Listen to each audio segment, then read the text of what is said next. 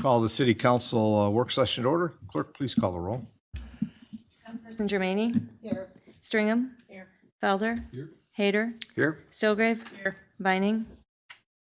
Mayor Clark. Here. So we have a couple items on turn that off. For the work session here this evening. Manager Robinson, I think you're up first. Yes, Your Honor. And council, as you know, we have been doing some investigating and looking about how we're going to best regulate the policy or ordinance related to special events. And if you notice that Thursday, I sent you kind of a draft that we've been working on. And it's kind of a rough draft because there's a lot of things that are in the policy that I think is important to have guidance from council on. And in the hopes that you had a chance to review this and we could kind of go through it and you can give me your opinions on what you guys would like to see in this policy and how you'd like this policy used. This policy came from a lot of different policies from around the state.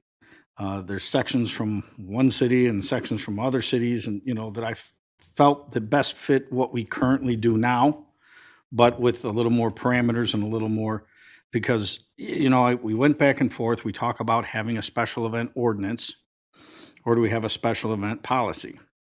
Well, ordinances, and at least the ordinance that I found that are around the state where people have ordinances, or cities that have ordinances regulating special events, they read like ordinances.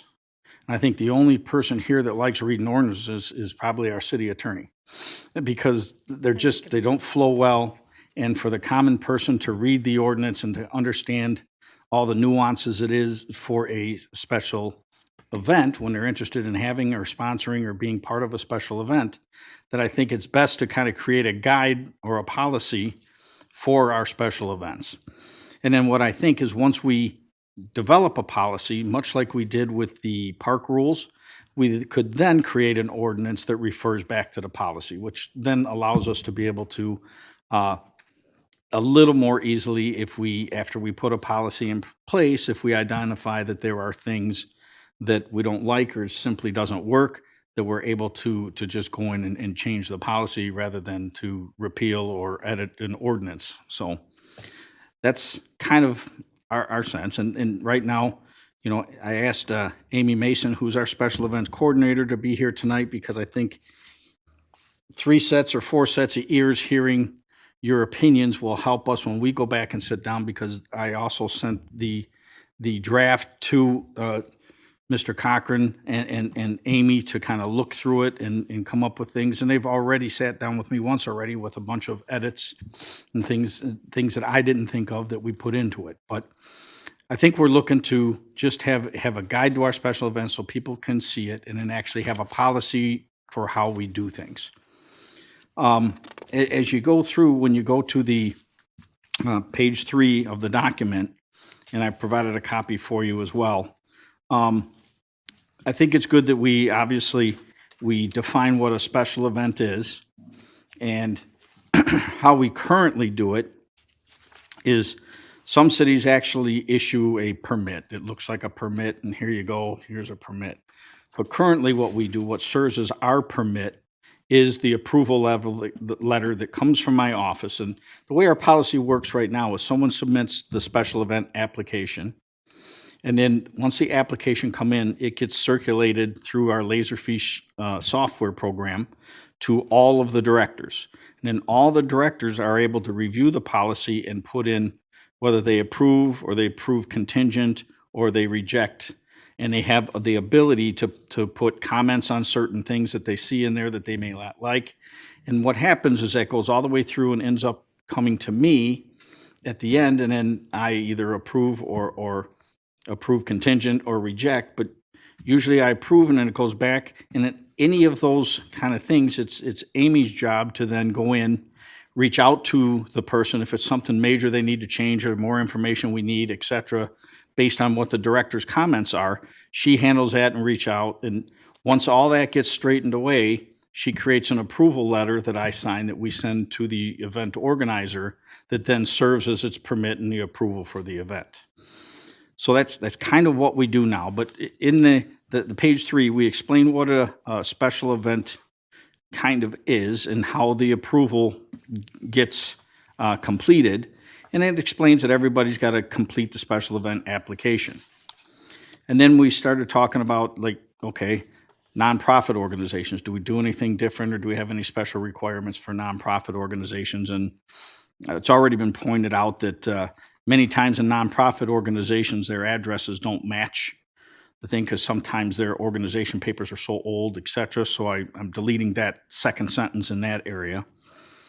But really, this page continues to just that relates to who you contact in relates and how you submit the actual application.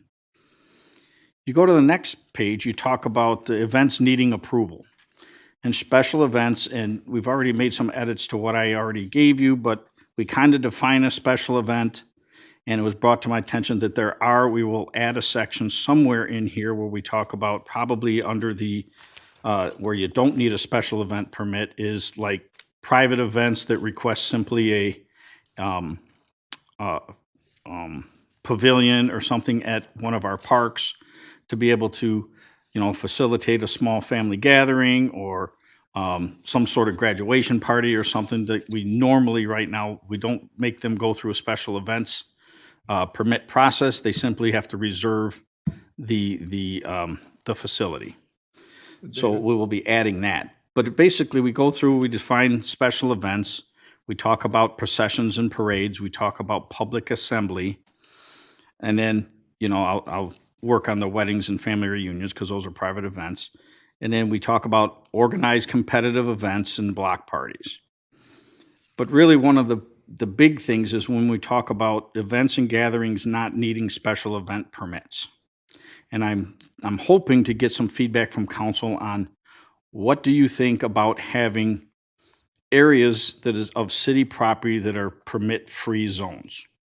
And how I came about that in a prior life when I worked at a different city, we allowed permit-free zones to where people could come, and usually it was for the purpose of demonstration, and we allowed them where they didn't have to go through a permit process or special event process. And I think we already kind of informally have one of those with, because people that tend to want to either prophesize or they're giving their opinions on things, or they want to, they're against some national public policy or something like that. They tend to use the area around the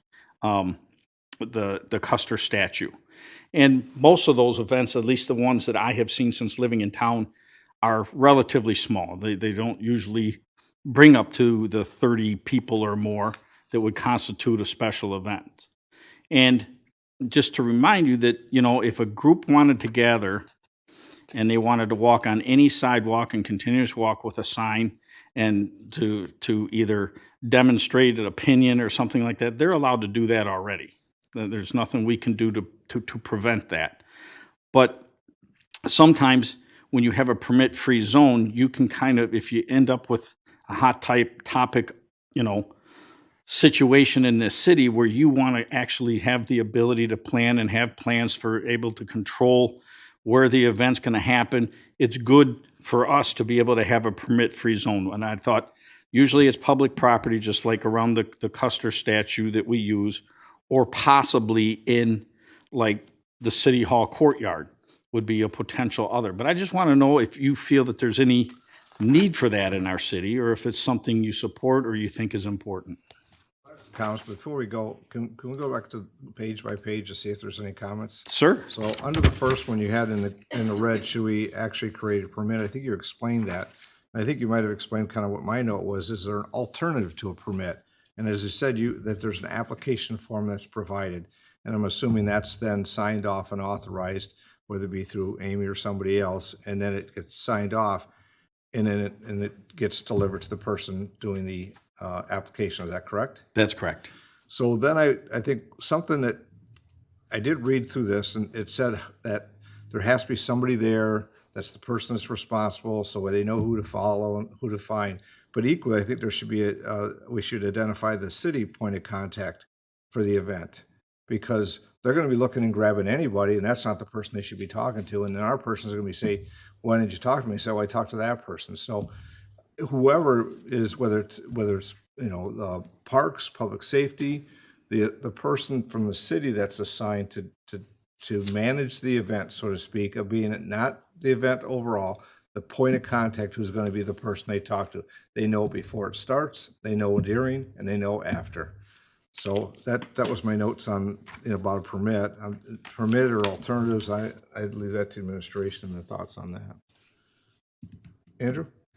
So where it's talking about whether or not we should have a permit, I think that the city manager does, cite a few examples where we might not want that to be the case. Say if someone's having a birthday party or a wedding anniversary or some sort of family reunion or something like that. But still probably important to reserve those dates in a common, and I think that we talked about that as well, in some common repository where we store who's going to be using what facilities on what date to ensure that there's not a conflict. Currently have that in place. And that's gonna We have remain a in place. document for that in the Parks Division. Okay. Regarding the point of contact that the mayor was referencing, it says it needs to be a specific physical location on the premises that's designated the headquarters that needs to be staffed for the duration of the event. I think throughout the document, the thing I'm going to be cautious of is not to overburden the organizers of any particular event to make it so that the bar is too high where events just aren't going to happen or aren't going to happen through the proper channels. I think that designating a particular staff that's going to have to be at a physical location throughout the duration of the events might, especially if that person is being paid to be there, could increase the cost of the event considerably. I think that instead of designating a specific location or premises, I think that we can designate a specific person with the assumption that we have that person's direct cell phone number. Well, that's probably how we're going to get a hold of them anyway. That's kind of my point, is just so you know who the point of contact is. And that wasn't there about having a stationed area, but we all know that. There's all of a sudden something's coming up. It could be personal. It could be responding to an item that's not there, and it's the person in charge handling it, and then you're not going to find them at the point. You're going to find them somewhere on the grounds. And the expectation is they're going to answer their phone, and there should be a backup phone to call. So I'm just trying to think it logistically. If I'm there and I needed to get a hold of somebody, how am I going to do that instead of spending 15, 10 minutes, 5 minutes looking for somebody, because it could be nothing of importance, maybe something of great importance. No, I think that's good feedback, because that way we would just gather contact information from the lead person and their second person in case the lead person can't hear to answer their phone or what have you. 'Cause if rather someone's- than designated a specific event, location. Yeah, because I mean, if we create that requirement, I can assume that we're going to go there, find somebody, and that person's immediate response is, "Oh, Jim's in charge. Let me go find Jim." Right. And we're going to be walking around anyway. Right. And it's like, but they had someone there, so it's like, So we're in this weird position. So Okay. Other thoughts on the first page? I know you're a couple pages down. We're going to catch up to you here real quick. I had something. Oh, sorry, Michelle. So I just wanted to clarify, we do currently have, is the letter the permit, essentially the approval letter? Is the approval letter actually serves as their permit? We just might want to, this is something just to put a pin in for future administration conversations, but we may want to kind of look at a couple of our permits and compare it to what we do for the special event, because there are some permits out of my office that would impact the special events that require like the mayor's signature or my signature and the mayor's signature. So I just want to make sure our permits all make sense. If they have a special event that's taking up a bunch of city resources, but nobody's really, I mean, you're approving it, but it's not a permit, but then we have some other higher, thresholds for a food truck or something like that, or a vendor. We just may want to kind of make sure that it all makes sense. So just something to think about. All right, thank you. I'm on page 2, but. We're talking about the special events that are expected to draw 25 or more. What if some family reserves the pavilion? They don't really know how many family members will show up. What do we do? I mean, is that 25? Is it just kind of a guess, or what is the? We're already going to change it to 30 to match some of our other documents and requirements for stuff, but I think that's why we would move like a family event, whatever, to the section where it says, where you don't need the events, gatherings not needing a special event permit. Okay. We would move those, like the weddings or family reunions, that essentially private gatherings where it's not open to the general public, I think would fall into that category. And we would probably have some sort of a maximum number of gatherers before we would need, you know, if they need multiple facilities, if they're going to have 300 people or something, you know, then we would probably go towards having having them do a special event, you know, application. But that would kind of be depending on the size and scope. On the second page. Others at that? You started on public assemblies and assembly areas, and I'm trying to think that through. Up in the public assembly area means a gathering, demonstration, picket, rally, all things are listed there. Or gathering persons upon the right-of-way or park space. What do you mean by park space? Well, one of the property that's owned that's considered one of our city parks. So, I made my note here about the Custer Monument. Is that a park space? I don't think that's part of, is it part, it's its own park? It's part of St. Okay, Mary's. that's part of St. Mary's Park. Okay.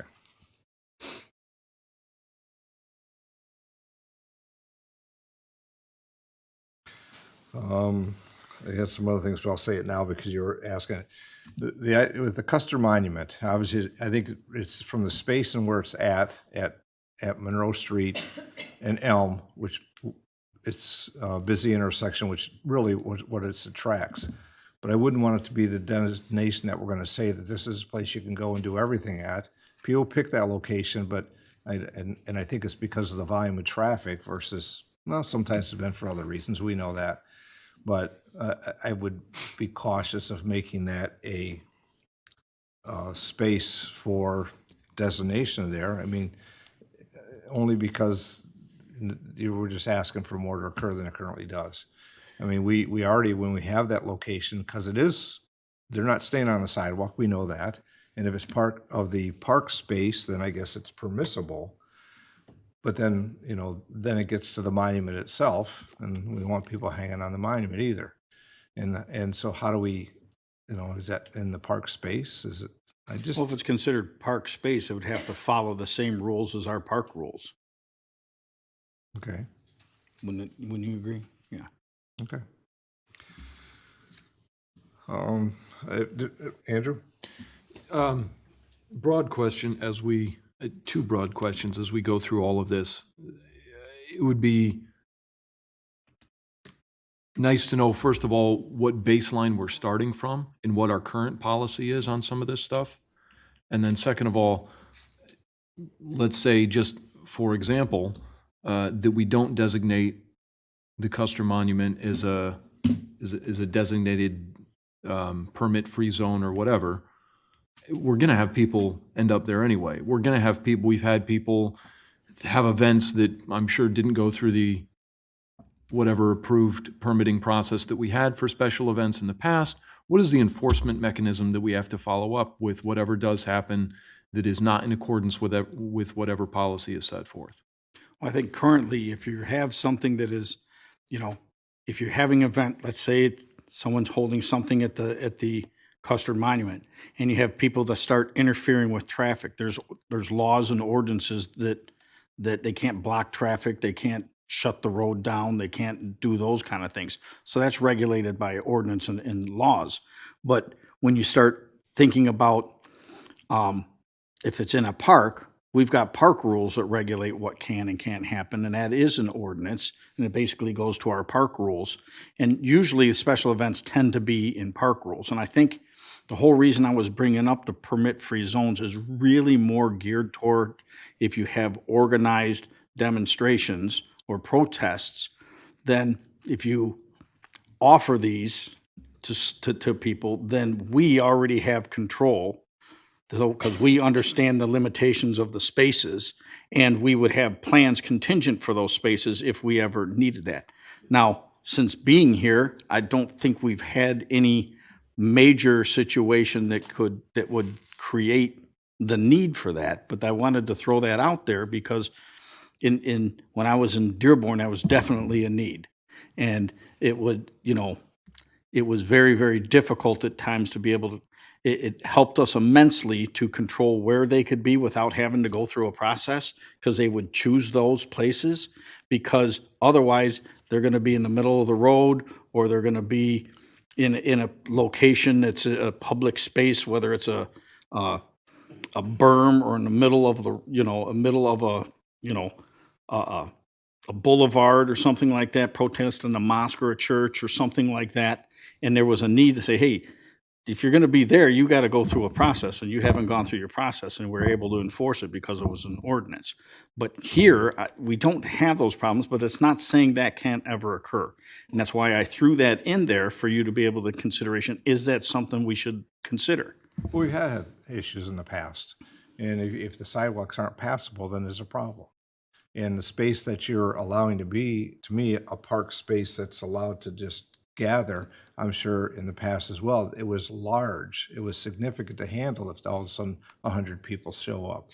But trying to put it into a postage stamp space of a park is probably not going to be a practical thing that's going to work. And then we've had them where there's been issues with cars going by, and those that were there legally, and they should be. I don't want my comments to think that I don't want to have people have space to where they can speak their mind and take their signs and say what they wish. That's not my point.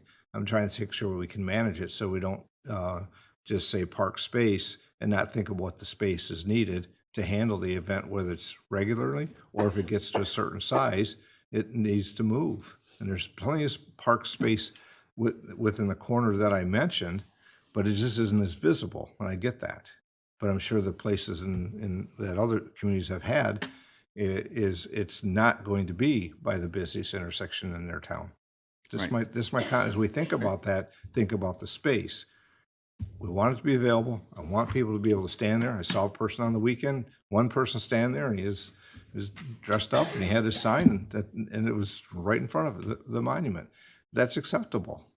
If it shows that 99 people join them and they're all coming to the front instead of the backside, then it could be a problem. And so what we write is what we'll have to accept in the future and make sure that it's manageable. That's my point. If I can clarify my question a little bit, putting aside the question of permit-free zones for a moment, and I'm not saying I'm necessarily opposed to that, but let's say that on Saturday morning, 100 people show up at St. Mary's Park. We don't have a permit. There's no event scheduled. We don't have a contact person. What's the enforcement mechanism? Does the police department just show up and break that up and say, no, I'm sorry, you didn't file your paperwork, you can't be here? We'll direct you either to a permit-free zone that we have where you can do whatever you're doing, but you can't use this space. Like, what does the enforcement look like for that? Well, I think that obviously we would be within reason. We'd have to go there and the police would have to assess, is this something that's going to create an issue? Or is it if we do an enforcement action to actually disperse or remove these people, is that something that's going to create more of an issue? I don't believe we have any sort of enforcement arm to prevent that in a city park as it exists today. And yeah, that's kind of why we asked the question, as we're talking about raising the bar on all the things that you need to get, and there being permitting fees and needing to pay insurance and all this other stuff. What happens if someone doesn't go through the process? That's kind of where we're at when we're talking about. And I'm not saying that there's not the need for it, because we have experienced it where people have had events in the past without announcing it to us. And we did wake up on a Tuesday and all of a sudden, boom, there's an event here and we have no knowledge of it. So I think that the whole point of having a guide is people will be able, it'll educate the public on how you can hold special events here in our city and the processes you have to go through.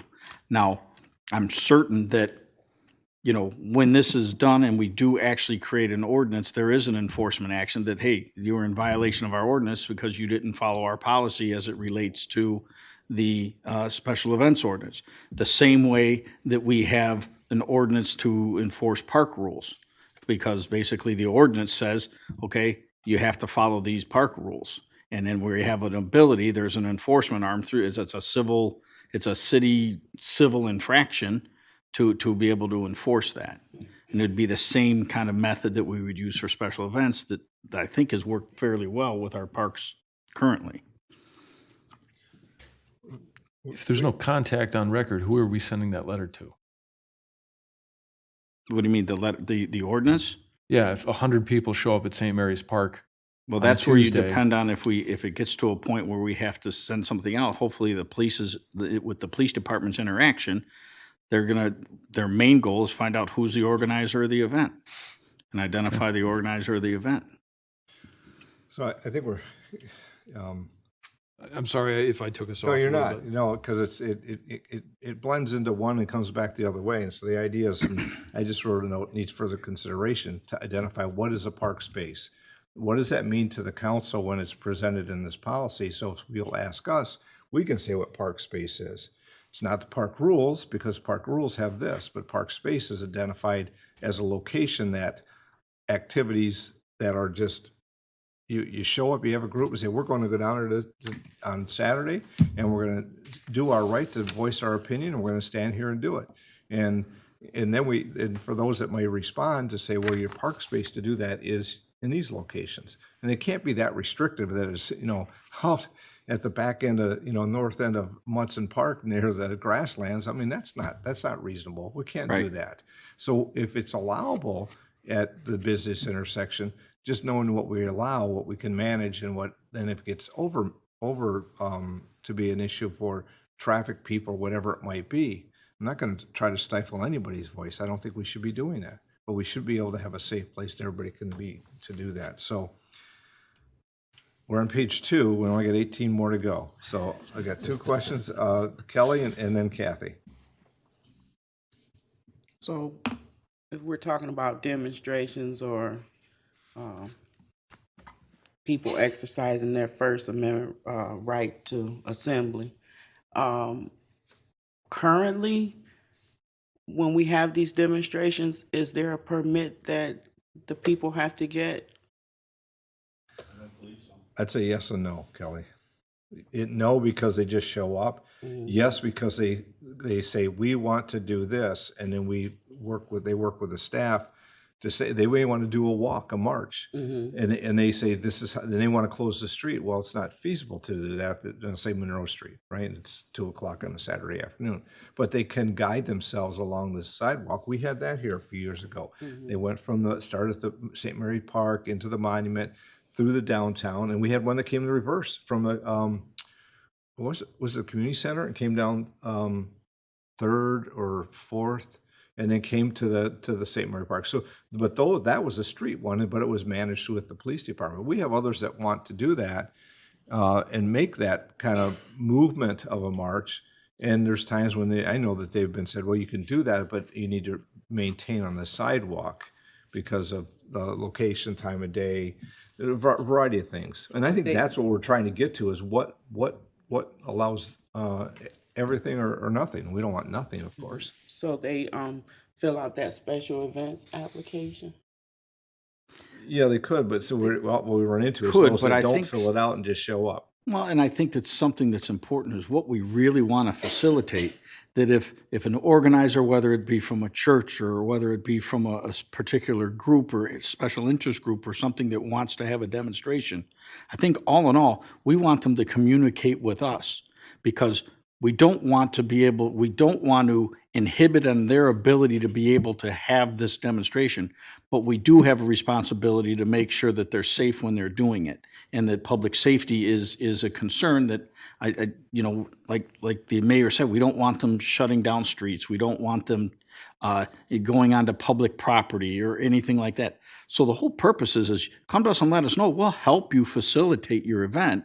And we have these different areas you can choose from. And if they reach out to us, it's a help for them to be able to do that.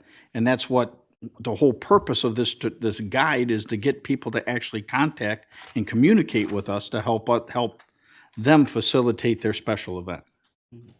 So I was just trying to understand if currently, if I want to have a Save the Wells assembly and I want to do it at St. Mary's Park at that corner, currently, am I required to fill out a special events or some sort of permit You are not. to do that? Okay. So we're asking, should we make that an ordinance Well, I think the or ordinance include it in this packet? I mean, in this included in the guide. pack, and that's kind of why we're trying to talk these things through, because these are all ideas and thoughts. And yeah, how do we work this? Because the most important thing is if they don't, because we do have timelines and in here for people to be able to put in for certain events, and if they're sponsoring events, and there's insurance requirements, there's check off by city people and all that. But if I guess it depends on what type of event it is. So we do have to provide some leeway that if something monumental happens in this city that all of a sudden people want to demonstrate about, and then we got to be able to get them to talk to us so we can safely, be able to help them facilitate their event. And I think that that's really important. And yes, it may not be, you got to fill out a special event guide, but there should be some communication between the city and whoever's leading that organization or that demonstration to be able to work with them so that we can do it to where it's in the best location that everybody can agree on, and to be able to help them do it safely. So it sounds like we're getting into the permit-free zones, and I think that's where some other conversations are coming. I want to give Kathy her opportunity as well, and I think we're going to kind of probably stay here for a few minutes. Kathy? My question is about the permit-free zone. When I read that, it almost sounds like there's no reason to notify the city that they're planning it. And when you answered the last question, you were saying you do want to hear from them. So I guess I'm just a little confused maybe what that means. Is it where you put it out there and say these are the areas you can be in, or is it? Well, this or did is they where- find out after they apply? Well, in the there was, conversation? where I came from, there was a lot of events that depended on, okay, something just happened in another part of the world, that now all of a sudden there's a group that wants to mobilize and do a demonstration. Not that certainly the city that I was in didn't have any ability, or the state or anybody to adjust policy for that, but they felt they wanted to demonstrate. And if we had a location where that they could do that was safe, we were able to facilitate that, where we actually knew where they were going to demonstrate and they were happy with the facilitation, and it was handled. So You're still asking for people to contact the city so that you know them. yes. That's, when you say permit-free, it almost made it sound like there's the list of places you can go and people could choose on their own. So that Right. was my clarification. Yeah, and truly, if we don't feel we need that, then we don't have to designate it a location. It was just an idea I threw out in order to get your feedback on that, to see if that's something that we feel we need or we don't need. Your Honor, if I may, Yes. I just want to make sure, because I'm hearing the conversation, I want to make sure I understand kind of where both sides are at in the conversation. I think what's being proposed is there a discussion of there should be certain locations that are permit-free, these are assembly areas. If you think about it, somewhere where I can recall seeing it is, here's the airport. Okay, we don't want somebody to say, hey, I'm going to block up the concourse, or I'm going to block up the drop-off area. This is a public space. If you want to protest at the airport, this is the location you can do it without having to have a permit. Of course, we would always want people to come to us and say, here's a demonstration I'm planning, or so that you're aware, coordinate. But overall, what we're talking about is you don't need a permit to go to these areas, because we've designated them as this is a free speech area, if it would be done that way. So if I may, Yes. a couple of questions. We want them to contact us. That makes sense, if for nothing else other than avoiding scheduling conflicts. I think that allowing certain parts of the city to be permit-free zones where it's just sort of a come as you are, very casual, give us a heads up, but there's no fees associated with it. There's not going to be a checklist a mile long that you need to fill out. It's sort of for, maybe for protests or assemblies or other sort of, save the whales type events. The two questions I would have is, what if I show up, I told the city I was coming, and there is a favorite ice cream protest that happens there at the same day where they say, vanilla's my favorite ice cream. I'm like, well, I'm trying to save the whales, so can you move over? I told the city I was coming. And they're like, well, we didn't tell anybody. And then the second case, so first of all, scheduling conflicts, and then the second case, deliberate counter protests. If someone wants to show up and say, I'm going to hold my chocolate as my favorite ice cream, down with your vanilla, and the whole point is to be in proximity to the other event. Well, and I tell you, there could be examples of that. Let's say you're having a big, huge event. It's one of Amy's biggest concerts down at St. Mary's Park.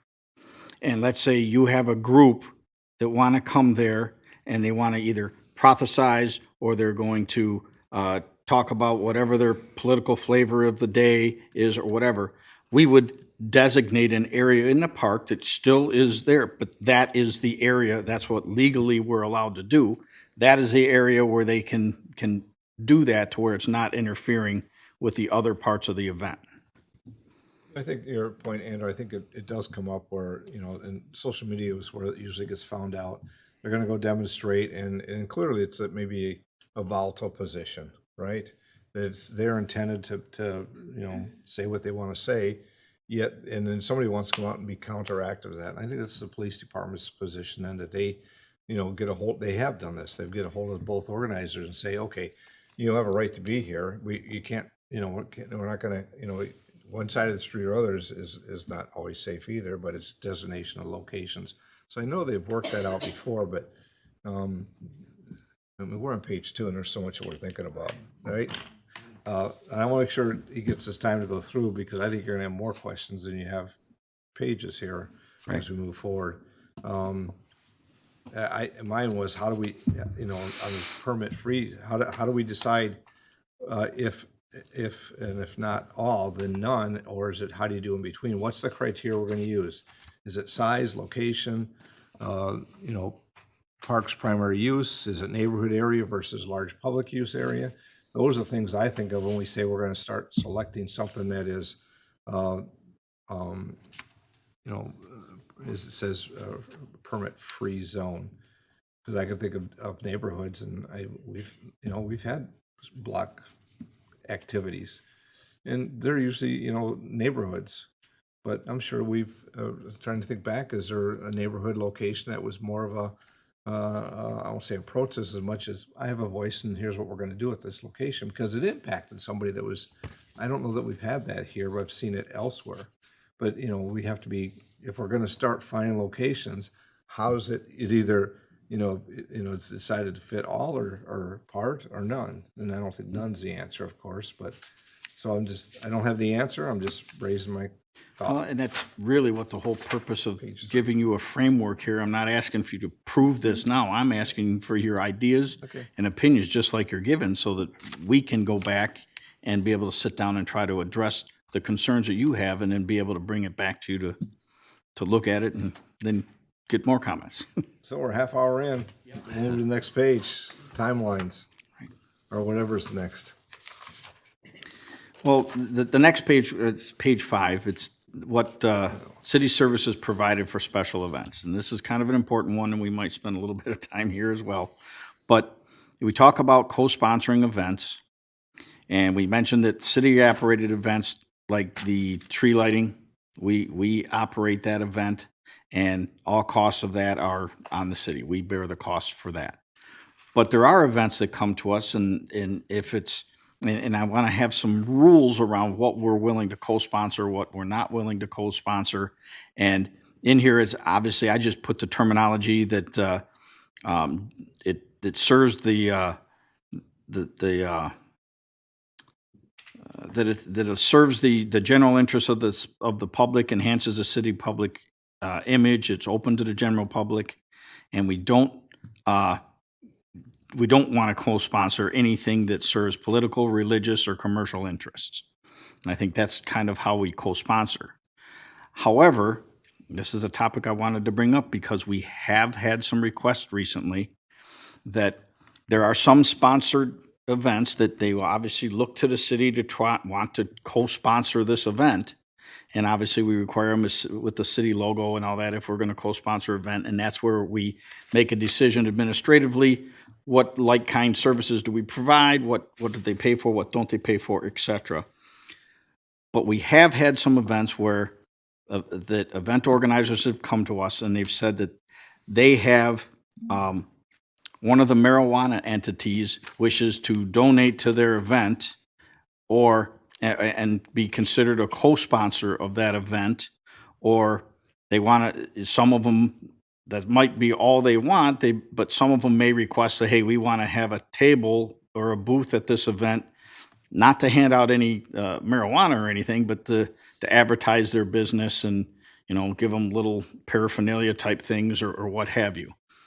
What is your stance on if we want to co-sponsor, if they allow a marijuana establishment to also be a co-sponsor?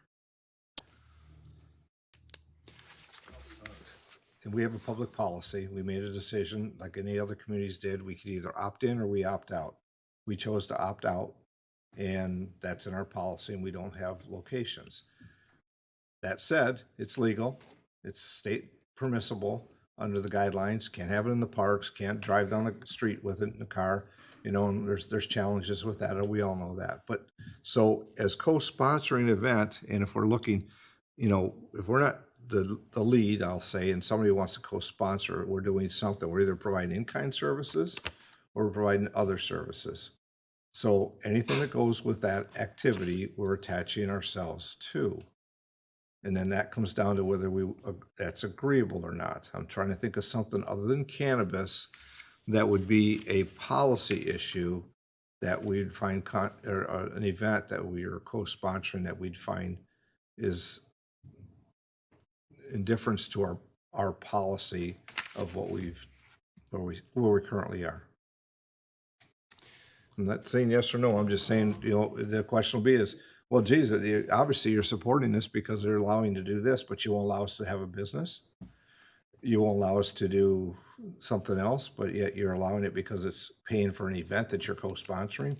Those are conversations I want to avoid. Andrew, and I think then Kelly has a comment. So we talk about the city of Monroe may provide in-kind assistance. Given a variety of factors, it's a benefit to the community, it's open to the public, et cetera. It also, on page 9, talks about cost estimates for events. So in some cases, the city will provide in-kind assistance, presumably free of charge.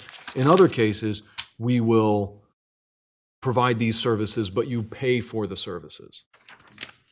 In the cases where they pay for the services, especially where the city logo isn't used, I think our role as a facilitator is to facilitate the events happening, those events being private, whether they be for profit or not for profit. But I think broadly, if we're talking about the city providing services, I think there really we need to be very careful about what events we co-sponsor or attach our name to.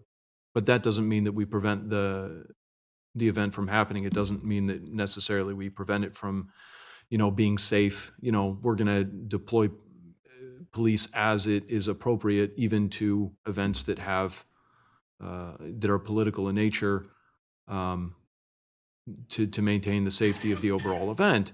And that may be a cost incursion. And I think that where that cost is passed along to the event organizer, and where it's not, we can have some discussion about. But I think what we're talking about is solely when we're providing in-kind assistance, which should probably be done in the rarest of circumstances, from sort of what I'm reading. So it's not whether or not the city is involved, it's whether or not the city is going to cover its portion of operational expenses. Kelly, did you have a comment? No, you were asking, what besides, cannabis, Yeah, other things could be considered. I just said alcohol. yeah, So, yeah. I mean, yes, thank you. I'm just trying to think if we've had something that they had a sponsor for, um, pick it, alcohol, whether it be alcohol, beer, otherwise. You know, I can't think we have, but I could be wrong.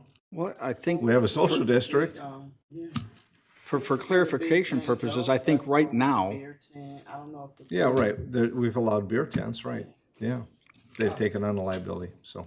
Another point, I'm Well, did sorry, I we? lost my train of thought. Or did we? It was, I don't know if the city was a sponsor. or well, the not. Jazz Festival had a beverage tent, but it was on, the lawn of St. Mary's. It wasn't the city, but I'll have to go back and start thinking about this some more. To Andrew's point, um, our departments, even if the city is not a co-sponsor, whenever there's like a large gathering, our departments are gonna do their due diligence in, even if, like if we have a large block party or whatever, like the police are gonna add some extra patrols or whatever, but that doesn't necessarily make them a partner or a co-sponsor. But I would imagine if you had 500 or 1,000 people gather anywhere in the city, that the city is gonna have some extra work to do, hence the applications and all the descriptions about what's going on, whether it's extra trash pickup or extra police patrols or well, we're kind of get to that at the cost estimates, because I have some stats for you. But I think really, on this one, what I'm really interested in is currently our policy is if there is an entity that's puts in a special event application to our city, if they're sponsoring, if one of their sponsors or they're going to have a booth that contains the marijuana, we don't co-sponsor. That's our current oh, position. that was And I exactly don't what know you- how you would feel if you are looking for a change in that direction or not a change in that direction, because it's your guidance. Legally, we can, but the thing is I think the points that the mayor brought up about the perception, I think is important. And I think that that's something that we shouldn't take lightly, but we also have to consider it is legal. It is something that there are people that use in the city. There are people that grow their own in this city. There are people, and there are people in the city that voted for this state law. And that's something that at some point in time, I'm not sure that right now is the point in time, but just like alcohol, I'm sure that there was a time this city would not have co-sponsored an event where there's alcohol served.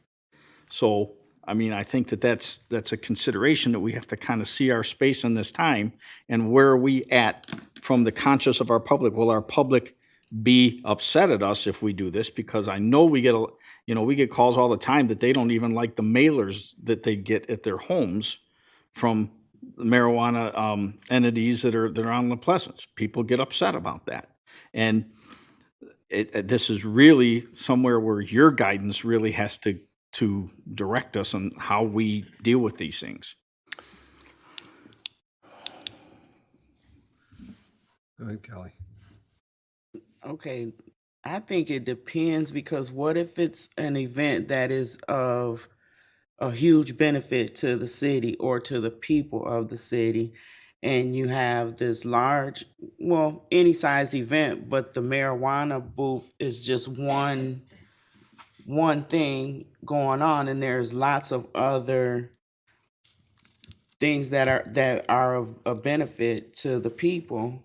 Do we want to not be involved just because of this one company? Well, and I think right now, if someone's going to have a special event right now and they're not asking for our co-sponsoring and they are going to pay for the city services that are necessary, I don't think we can prohibit them from taking a donation from a marijuana entity. I don't think we have that ability. But we certainly, our thing is, what do we put our name and our logo on?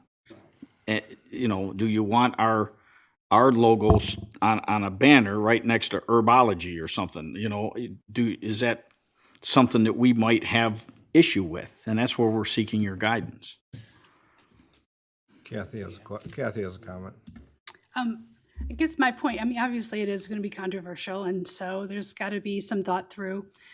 Is there a legal way to not, and I really, the only issue, like you said, if somebody is having an event, the city isn't tying their logo to it, but they have a sponsor, that's one thing. But if the city's being involved, is there a legal way if it is, let's say, targeting an event that's targeting children or something? I don't know if that is outlined as far as advertising towards younger children or anything like that. That's a good question. I mean, obviously, if it was, we had a special concert of the Wiggles that are going to come here to our park, we probably, whoever's bringing them here and over there, we probably would not want them to have a, marijuana, booth. So I see the city attorney, and he's pondering. We're going to move on because I think it's going to come down to what is Deb's going to be next year. But what is our public policy? What have we made decisions on? Should it impact this or not, or should we just allow it if we're not a co-sponsor? That's what it comes down to. I have another larger question, but Deb, go ahead. Okay, so I'm the one that's being posed with all these questions that people are calling me about, because Tino and I have a lot of events. They're not asking for a booth. They're not asking to set up anything. All they're saying is just put our name on a banner. And because of the way that everything is drawn up with them, that they want to help the community. They want to do things. They want to donate. They would, every single one of them would pay money to the events, because that's part of their goal in life. Their business, yes, they go out and they sell it. And I'm probably going to put all this backwards, but anyway, they also have where they teach you why it's not good for you. So, but like their thing isn't, they don't want to set up a booth and just be able to hand out literature and do all these things. They want to have their name on a banner that says they donated. And I know the city opted out. The city opted out not to bring a marijuana facility in the city to sell marijuana, and that's all fine and dandy. But they want to be able to give back to their communities. And when Tino and I do events, these events donate to our homeless shelters, our food pantries, all these things. And that's what they want to do. So I don't want to make this a cannabis conversation because while you speak highly that you think they all do, I can tell you they do not. And then some of them aren't meeting that their obligations are by the state of an X amount of money they're supposed to give back to the community. They're not. So I can't say that some aren't, but how do we pick and choose it? Who's going to validate that? And I don't want to get into be cannabis because this is where it's going. This is about what we want to do in our parks. This is one thing that we're going to have to iron out and decide. If it's our event, are we going to allow to accept, I'll just say, funding from whatever organization is that's not within our public policy? The second is, if it's somebody else's, are we going to allow them, if we're not a partner, to be able to put whatever they want on the signs and marketing material, because our logo is not on it? I don't think we're going to get that answer today, but I understand everybody's position. Can I ask a question? Sure, and then next day. If we're not on a part of their event, how could we tell the organizers what to put on their banner or where to take money from? I'm thinking the question is only if the city wanted to be a part of it. Am I misunderstanding the question? That is the question. And Okay. I guess I'd like to. But if we're not a partner, if the city of Monroe is not a partner, we can't tell any organization who to take money from or anything, even if it's on a public park or public space. That's a question. Again, I see the city attorney pondering, so I'm not gonna put him on the spot tonight because we're not gonna get through the next 16 pages in the next 30 minutes. A lot to be discussed here. Maybe we should just cease and then, A special, we need probably Workshop or time something. other than there's no time commitment. Michelle has something and I want to ask a question. So this reminds me of the conversation we had about banners years ago, before we stopped putting banners up. And then there are some organizations that I prefer not to mention here that are not necessarily commercial that could also co-sponsor events. So it's just something, I think this is a broader conversation because like I said, there can be some non-commercial entities that we may not want to have their logo in our city park necessarily. And again, I'm thinking back to some of the conversations we had around the banners for those of you who were here at that time. So I think this needs careful consideration, both to be within the law and to be, and not squashing First Amendment rights or anything like that. But then also what we all hear from the various members of the public and respecting that opinion is that side of things as well. So it's just a thought. So I'm going to ask my question because we may not even go further, but I didn't I'll leave get that my up. answer yet. What's that? I didn't get my answer. Go ahead. What's it? I already asked the question. Well, what's the question again? The question was, if the city is not a co-sponsor or sponsor of an event and a entity or an organization wants to take money from anybody, cannabis or whoever, and put a logo on their banner at their event, does the city have any say-so in that? If they're not a part of the event? So I'm going to give a really broad and say this is going to be a more complicated discussion than I'm going to want to get into right here. And we may even talk about closed session at some point in time. Generally speaking, with First Amendment issues, you're going to have time, place, manner restrictions that are going to be strictly construed against the city. Am I going to say there is no circumstance in which I think the city could say that's not an appropriate use within a city park, even if we're talking about who the sponsors are? I don't know that I would go so far to say that as a blanket statement. Now, am I going to say, okay, for the general event that we're going to talk about for most people, hey, can I get local business to sponsor and be on an ad, a sign, right? I mean, I'll think about kids sports and the sponsorship signs at the, backstop at the baseball field. Do I anticipate the city's going to strongly regulate those type of things? Not typically. Now, if I came up with other scenarios where I said, insert your favorite hate group here, and here's the businesses that want to sponsor that and have logos on it, or groups that want to sponsor that. Do we want things that we might call incendiary or hate speech type things on a sign that we allow in a city park? I think a lot of us would probably have a problem with that. We talk about time, place, manner. You talk about things like yelling fire in a crowded theater. There's a lot of First Amendment case law that goes into all of that.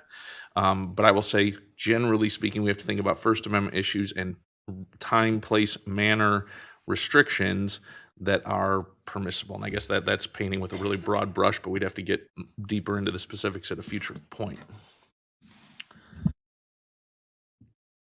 My question, and because we're probably not on the path that maybe we thought we'd get through this.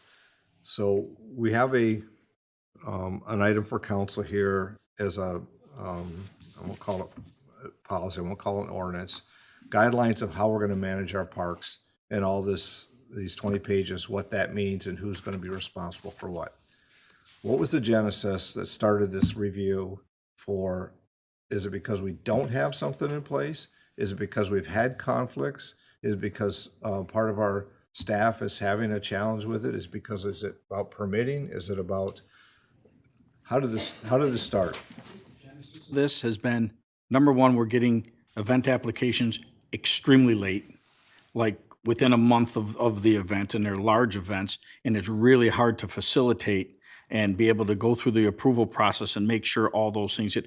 And the volume of events that we're getting a greater volume of events that are submitting for special events applications in our system.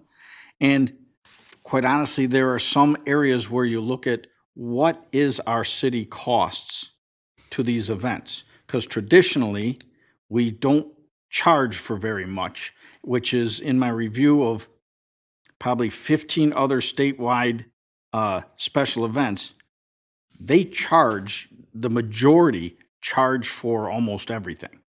And I mean, if you have, especially overtime, and our numbers are last year in 2024, we spent just in personnel costs, overtime costs for our special events, not including our tree lighting, almost $75,000 in overtime costs that we spent of city workers working on special events that either staffed the special events or there was preparation from the DPS department or from public safety. We spent nearly, it's about $75,000 last year is what we spent on overtime costs in those three departments, the Parks Department, the public safety, and public service. So trying to figure out, okay, who do we charge and what do we charge? And what things are we going to charge for? What things are we not? And I think we've kind of informally handled a lot of these things, and we work really hard to schedule a lot of things. For example, block parties. Somebody's having a block party and we've approved it and it's all good. Well, on Friday before the DPS guys, the last thing on his schedule, he goes and he drops off barricades. And the organizers said, okay, you guys set the barricades up at this time. And then when you're done with your event, take the barricades down and put them over here and we'll come and pick up the barricades on Monday. We're not incurring any costs. We're not looking at charging any kind of equipment fee or rental fees that some cities do. But we're just looking at our own personnel costs. And what do we charge for? What don't we charge for? I mean, there are certain things like if you have a large event, and let's say some of these events that we have where we shut down Elm Street and it's in St. Mary's Park, and we have and even some of these parades where you have shutting down multiple streets on a Saturday, we have to call in personnel from the police department in order to do that. That's on an overtime basis. And where do we decide who do we charge and what do we charge for these special events? And that's really, I'm looking for your guidance because I think right now we haven't been charging really anybody for anything. And I'm just wondering at what point do we look at the bottom line number of what we're spending and say, okay, are we okay with that to bring? Because the last thing I want to do is charge people out of bringing special events here. I don't want to deter people from bringing special events here. But we also have to be cognizant of our assets and what we're spending to facilitate their events. So what I heard was the timeliness of being able to move through the application. They're not timely. I've heard there's something in between there. I can't remember. I'll have to listen to it again. And it got down to cost. Those are things I think we can probably give some guidance on. There's so much here that it moves into, as our conversation started, it's kind of gone down a little bit of into the weeds of what is now about policy or not. Are we going to allow or not? Where we're going to take money from versus the cost of our event is this much for the last year. Do we think the council, do you support that we starting to charge for in-kind services? And what does that look like? That's direct to an item I think we need that's in front of us. Timeliness, if we're not getting the permits timely, then we're just going to tell people you aren't timely. I don't want to restrict people. I don't want to restrict people's ability to First Amendment. I'm not trying to take the position that I don't want people to be able to have space to come in our community and say what they want or host an activity event. But at the same time, if it's not timely, that's an easier. It requires this many days before. And block parties are simple because people are doing it because they're taking on that. It's an easier event. I'm talking about the parks and managing the use of parks of first come. And it does say in here later on, you can add, as soon as you end your event, you can put your application in for the next year. It's because it's within a year. Well, the problem with that is they don't even know if they're probably going to be functional a year from now. So I have to think about that as well, the timeliness of that. We want to have enough time for people to be able to reserve the parks. and we want them to make sure that they can have their event. And if there's a cost associated with the city, this is the in-kind services that we provide to anybody. These are the services when they get to this level that there's going to be an expectation of participation in that cost. To me, it's simpler that way than so far where we've gotten along tonight. Well, and if I may, just a quick example on the cost aspect of it. For example, any events that we co-sponsor, like the events that are done by the DMBN and all those, we don't charge for those events. But for like a for-profit entity like the Waza tournament that goes on at Munson Park that brings in 250 teams of people and all that stuff, it's a large cost to us to be able to do that. And we have over the last year, I think was the first year, or the year before that was the first year that we've kind of ironed out that they're going to pay our costs for that because, you know, we have to have police officers there because otherwise people will park wherever. We have to have the proper facilities, the outdoor facilities, the porta johns, etc. We need those things. So we have, because that's a for-profit company. But where's that line? You know, who we charge and who we don't. So we could be a partner on a co-sponsor on an entity that, quite honestly, is a revenue generator in some fashions. And some fashion. So, you know, is it a 2-day? Is it a 2-hour or 2-day event? Is it going to be something that's long term? And they're, you know, whether it be through sponsors or whatever, they're generating revenue to host the event, but they're also doing it at the expense of the city to make sure we pay for items that we agree to. To me, there's a lot of things that have to be decided. What's the criteria? I guess is it city soft or in-kind services? Is it direct services?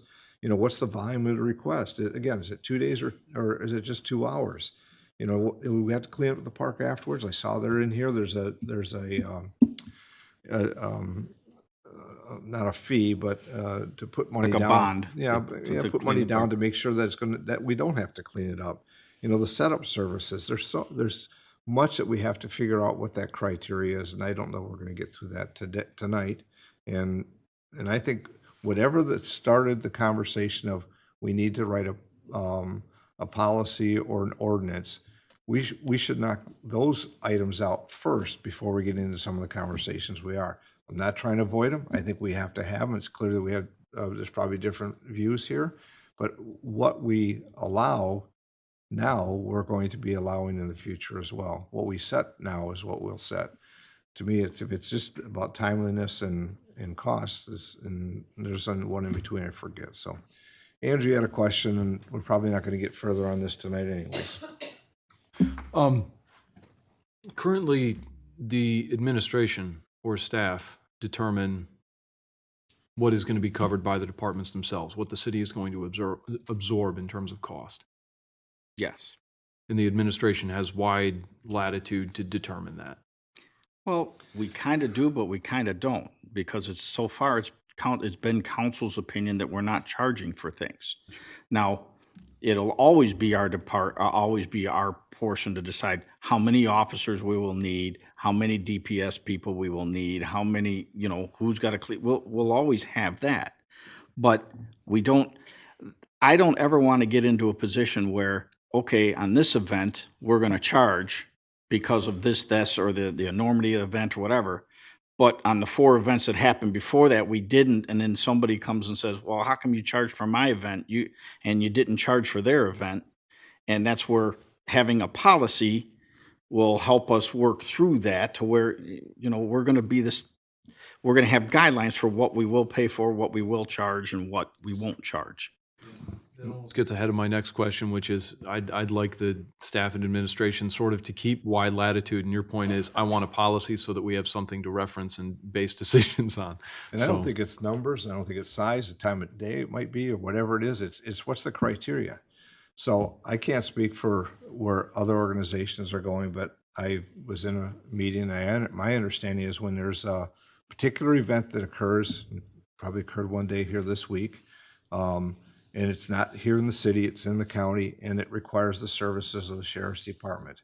Those events do not occur without the sheriff's department's review and sign off and stated what their services are going to be needed to do that, because it's a volume of people that are impacting the community.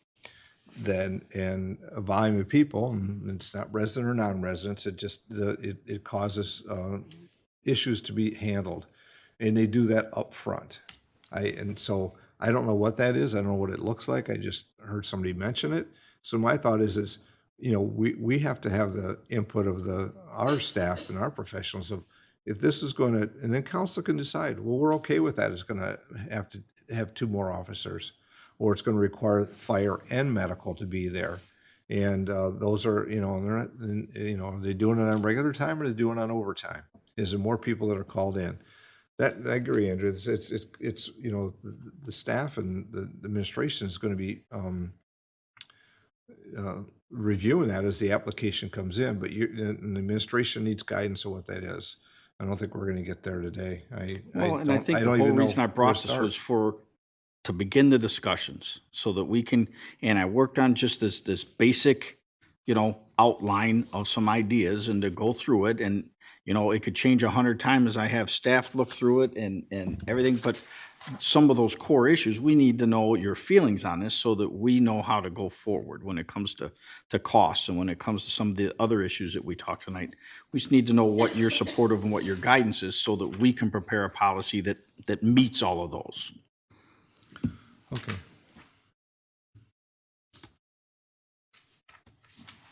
Do we have time to move on to the next issue, or should we just burn all the remaining time on this one? It's on the agenda. Well, I don't think we're going to resolve anything on this one, so, but if you want to keep going on something we're not going to get resolved, we can always send her. I just don't want to give Mark 9 minutes to present because I don't think we're going to get through that either. Yeah, right, so. And we put that on there in case this was like a super fast conversation, nobody had anything to say, but, because we can always revisit that at the next work session.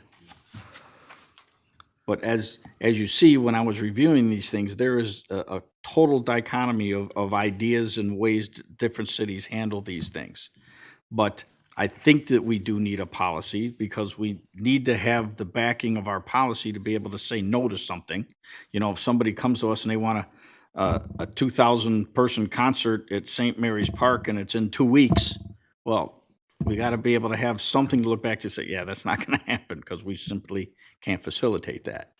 And we have a policy to refer back to. But this is exactly what I hope was gonna happen, because I think it's got your minds thinking, and it's whatever, and we will have further follow-up on this, and obviously this is something that could be big enough that may elevate it to a Saturday. I know you don't like to hear that, but it might, something to where we can get into more detail, and what you've given us so far gives us the ability to go back, kind of do some more research, and look at things, and take your thoughts in mind, and be able to try to. So I'll take this. We'll see how this goes. So we have probably enough time for each council person. What are you looking at for the start point, or what are you looking for from the administration as we start this conversation next? Is it all in mass that we received here currently, or is it something different?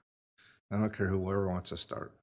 Is it what? I'm sorry. Do you want to take this all on, or do you want part of it? As we said, there was something, that's why I asked the question, what generated this conversation this evening on the agenda for the work session was, there's timeliness of applications, there was 1 or 2 other things, and then there was the cost.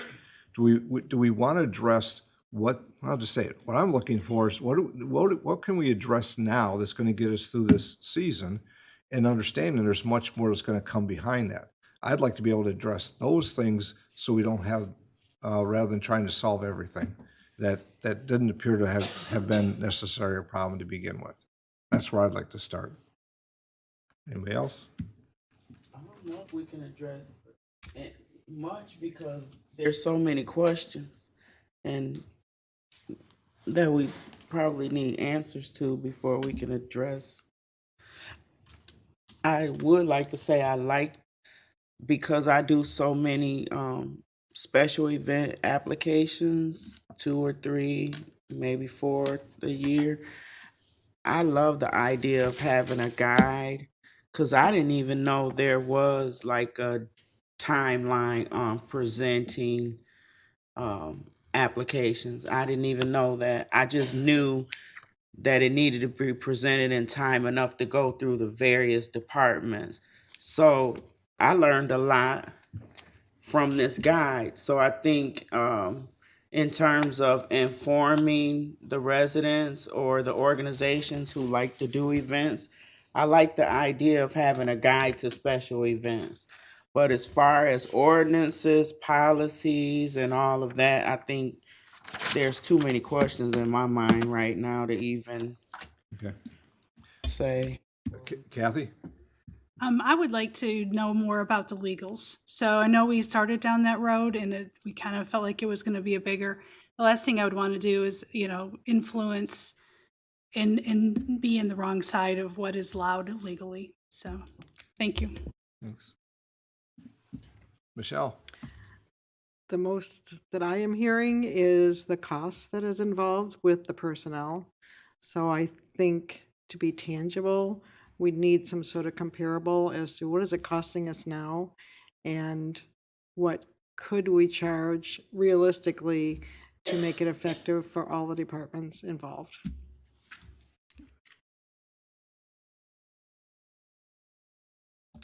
Mike? Yeah, I'd just like to say, going through all this, yeah, there's definitely a lot to take in.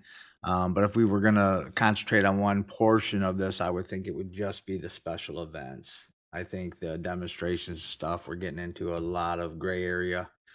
So if we could concentrate just on special events, I think that would be the best route to take.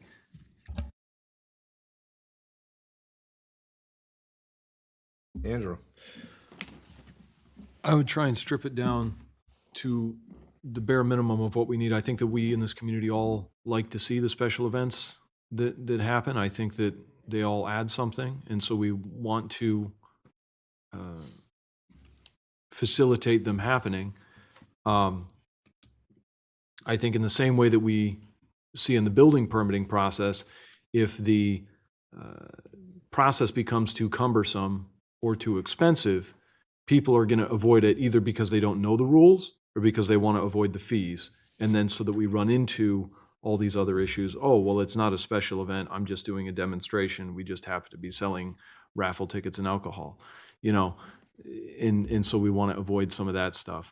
But just strip it down to what is the bare bones of what the city would need to allow these events to happen in a safe manner, to remove obstacles, which is above probably what we have now, but it still doesn't add too much of a burden to the organizers.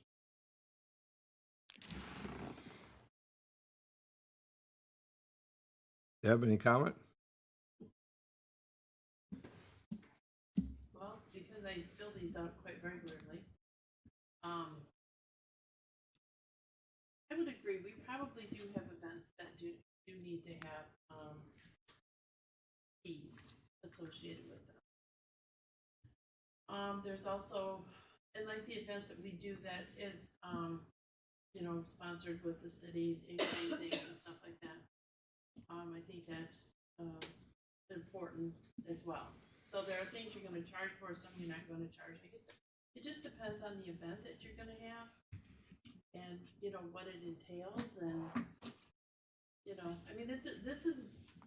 this is broad. There's a wider area to all this. And you're right, we're gonna need a Saturday. Well, and I think what all of your input has really helped me, because as I was doing this, there was probably 3 or 4 high points that I really wanted your opinion on. I think when it comes to just some of the language issues, et cetera, those are things that we would work through administratively. And I think we touched on definitely all of the ones that I had started that we were seeking guidance on. But I think it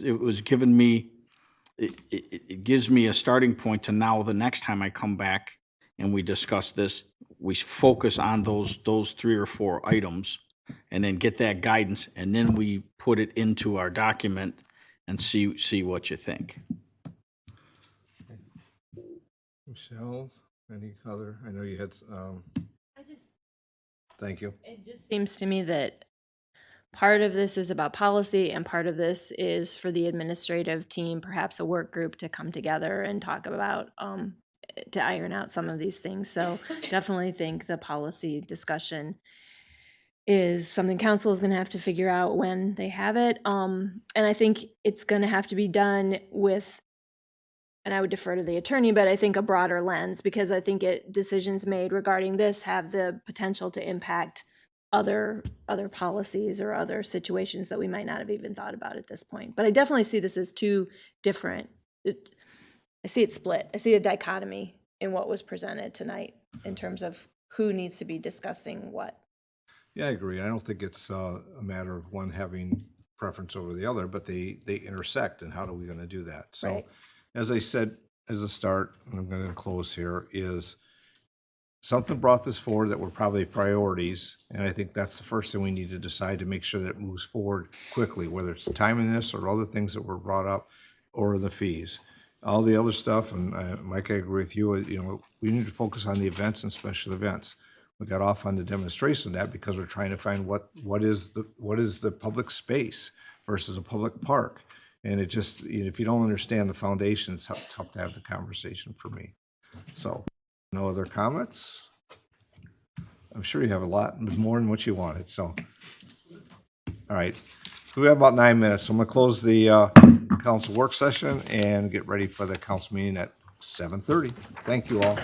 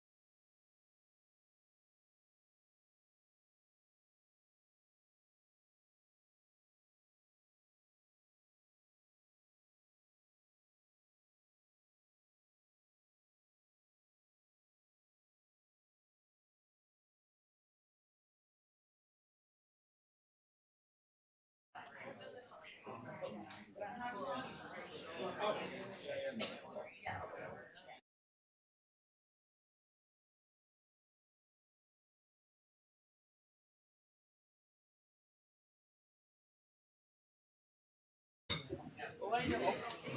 I got Mark. You want us to-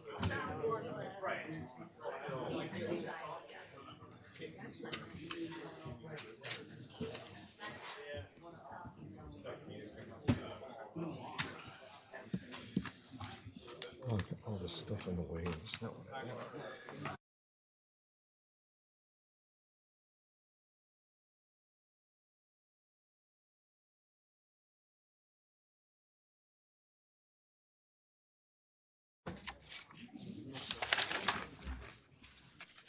Go ahead. Well, it's 7:32. This time we'll call the city council meeting to order. Clerk, please call the roll. Stringham. Felder. Hayter. Stilgrave. Vining. Mayor Clark. Here, I'd ask we all please rise for the invocation and remain standing for the Pledge of Allegiance. Thank you for the glorious wonders so visible around us, the beauty of the rivers and lakeshore, the heritage of our floral city, and above all, the beauty of our people, the citizens of this city. Pledge allegiance To the flag of the United States of America, and to the republic for which it stands, one nation, under God, indivisible, with liberty and justice for all.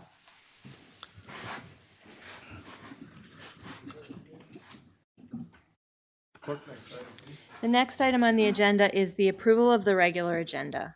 Manager Robinson, any adjustments to the agenda? The administration has no agenda adjustments.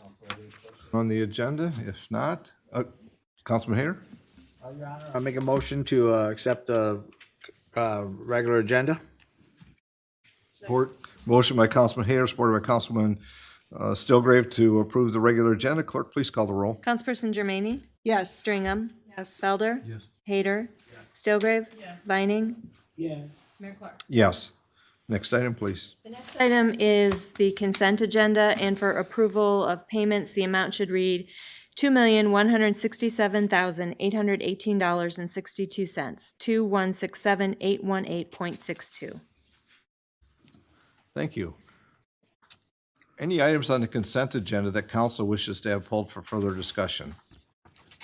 Council members, any items on the consent agenda you wish to have pulled for further discussion?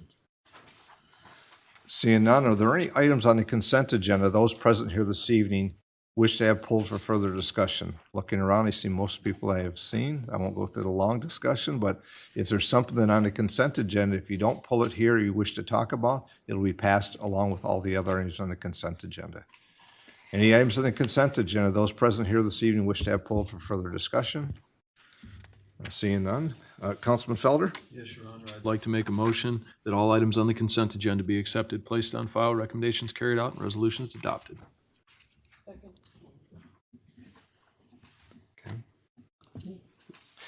Motion by Councilman Felder, supported by Councilwoman Germaini to approve the items on the consent agenda. That all items on the consent agenda be accepted, placed on file, resolutions adopted and passed. Clerk, please call the roll.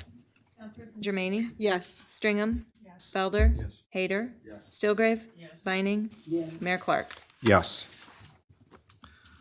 Next item, please. The next item is under presentations, communications, and public hearings. Item 5219, public hearing for proposed ordinance 25-001, the budget ordinance. Thank you. I don't think there's anything further, Mr. Robinson, correct? I have no further on Very good. the budget ordinance. So at this time, I'll open the public hearing on item 5219, public hearing on proposed ordinance 25-001. This is the second hearing for the proposed ordinance on the budget. Any comments from those present here this evening? Any comments for the proposed ordinance? Seeing none, I'll close the public hearing. Clerk, next item, please. The next item is a CDBG Annual Action Plan 2025-2026 public hearing, and there are no comments on file in the clerk's office. Thank you. Again, Mr. Robinson, any introduction? I know we had this discussed at the last meeting. No, I believe you might have, somebody wants to make comment. Okay. If that's the case, Yep, yes, sir. I'll open the public hearing on item 5210, CDBG Annual Action Plan 2025-2026 public hearing. Comments, please. Please step forward, name, jurisdiction of residence, and your comments are 3 minutes. Good evening. There we go. Stephanie Kasperzak. I'm the Executive Director of MCOP and the Opportunity Center, 1140 South Telegraph. Thank you for the opportunity to provide some public comment on the CDBG grant. As you guys all know, MCOP has been doing emergency rental assistance for decades across Monroe County. And as the chairperson of the Monroe County Network on Homelessness, we are grateful for the support that the city and the Michigan State Housing Development Authority provides for emergency rental assistance. I just wanted to make a comment in that, during COVID, we received $10 million in our community to provide homeless prevention for people so they could remain in their homes and not become homeless. Our allocation this year is $192,000, and so we went from $10 million to $192,000 in our community overall for emergency rental assistance. That means we run out of rental assistance funds in approximately 3 months, leaving 9 months for no funding to keep people in their homes and avoid eviction. And so I understand with CDBG that there is a cap on providing public services. I wanted to put on record as a public comment that I believe that HUD should consider increasing that cap to meet the most urgent needs of emergency rental assistance in our community. So thank you.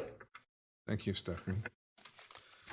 Other comments from those present here this evening? Step forward, please. Name, address of jurisdiction, and your 3 minutes. Well, my first, Monroe, I just really, clarification. I'm just curious, Mr. Mayor, what exactly is community development block grant? The annual award. I was in another meeting. I'm sure some people might not know. And then my other question about that is, how does somebody apply for that grant? What are the qualifications for it? And is it solely for homeless housing, or what is that? What is that? I'm just curious. I just want some explanation. Thank Okay. you. I'm looking at Mr. Robinson to see if he has responses Would you like or to give the- staff. Our I know that Economic both Development Director, who Mr. handles the Cochran and- CDBG grants, will give some And explanation. Caitlin's here as well. Yep. Good evening, Honorable Mayor, City Council, Clerk Treasurer Lavoy. Mark Cochran, Assistant City Manager and Director of Economic and Community Development. So as an entitlement community, which the city is labeled, various factors go into that determination that the city receives that designation through the U.S. Housing and Urban Development Administration. We receive what is called Community Development Block Grant.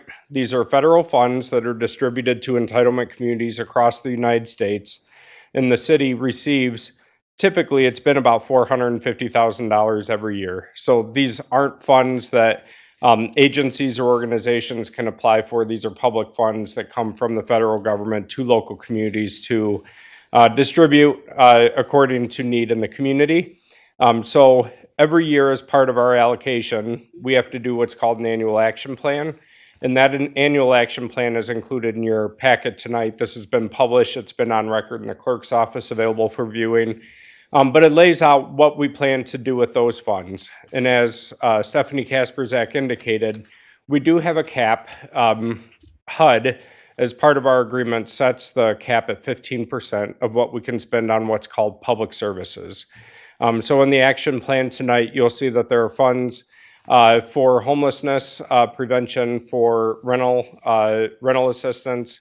MCOP also administers our FIX program, which is our home rehabilitation program. And we also provide funding for Legal Services of South Central Michigan for counseling, legal services, and rental eviction prevention as well. So those are the agencies that we fund through our public services, and we max out every year what we can give to those agencies. I will say we agree with the frustration that Stephanie mentioned. We would love to be able to fund these agencies and organizations more. Unfortunately, federal guidelines prohibit us from doing that. The remainder of the funds are meant to be spent on public improvement. And so you'll see in the budget, we do spend money on projects. One project in the upcoming year is the reconstruction of East 3rd Street. We've also done park improvements. This year, park shelters are being rehabbed in eligible census tracts as part of that project. So These are funds that we receive directly that we have to spend using HUD guidelines. And every year, we provide an annual action plan as well as an annual report on how those funds were spent and invested in our community. I will say we have not received our allocation this year.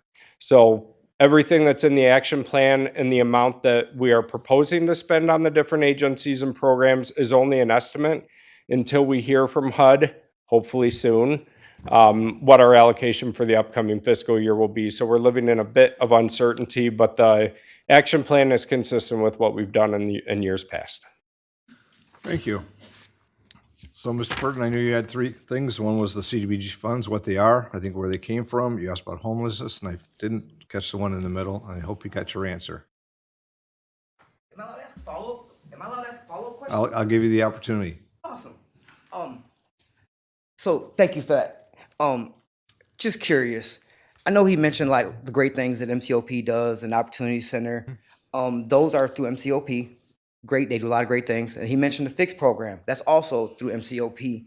I can't remember the other two things he mentioned, but my question is, who decides where these funds are going to, and what percentage of the funds are given to MCOP versus other funds? Just curious. I'll just be nosy now at I this think Mark point. has the answer if possible, but Thank I you. know he has it, but. And how would that say? How was that decided? Because Yeah. I believe aren't you on? Don't you sit on MCOP's board also? No. No. Okay, I was just So- double checking. Thank you. So, Omar, if that's what you're, go ahead and see. There's a process of how people can apply for funds, but Mr. Cochran?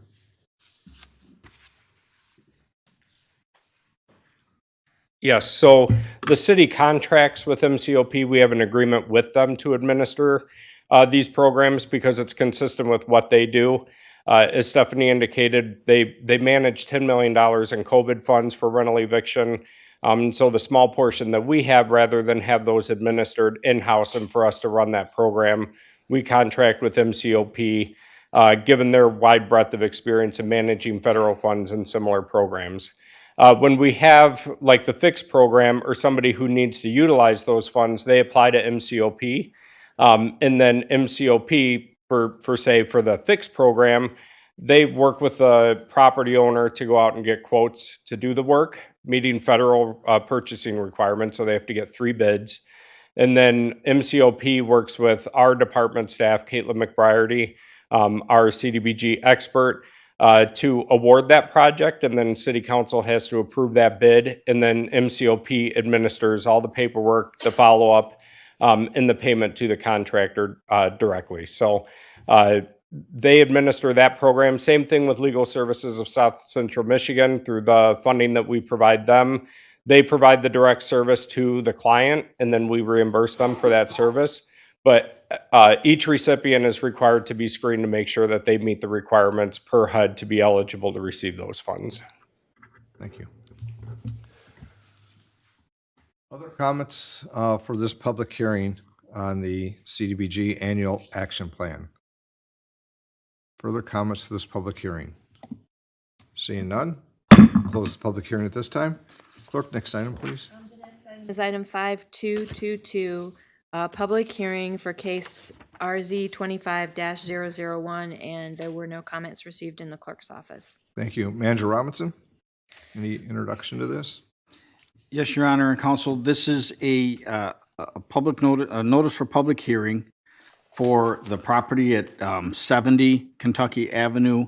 They did appear before for a rezoning. They did appear before the Planning Commission, and the Planning Commission also held a public hearing on this, as well as a staff study.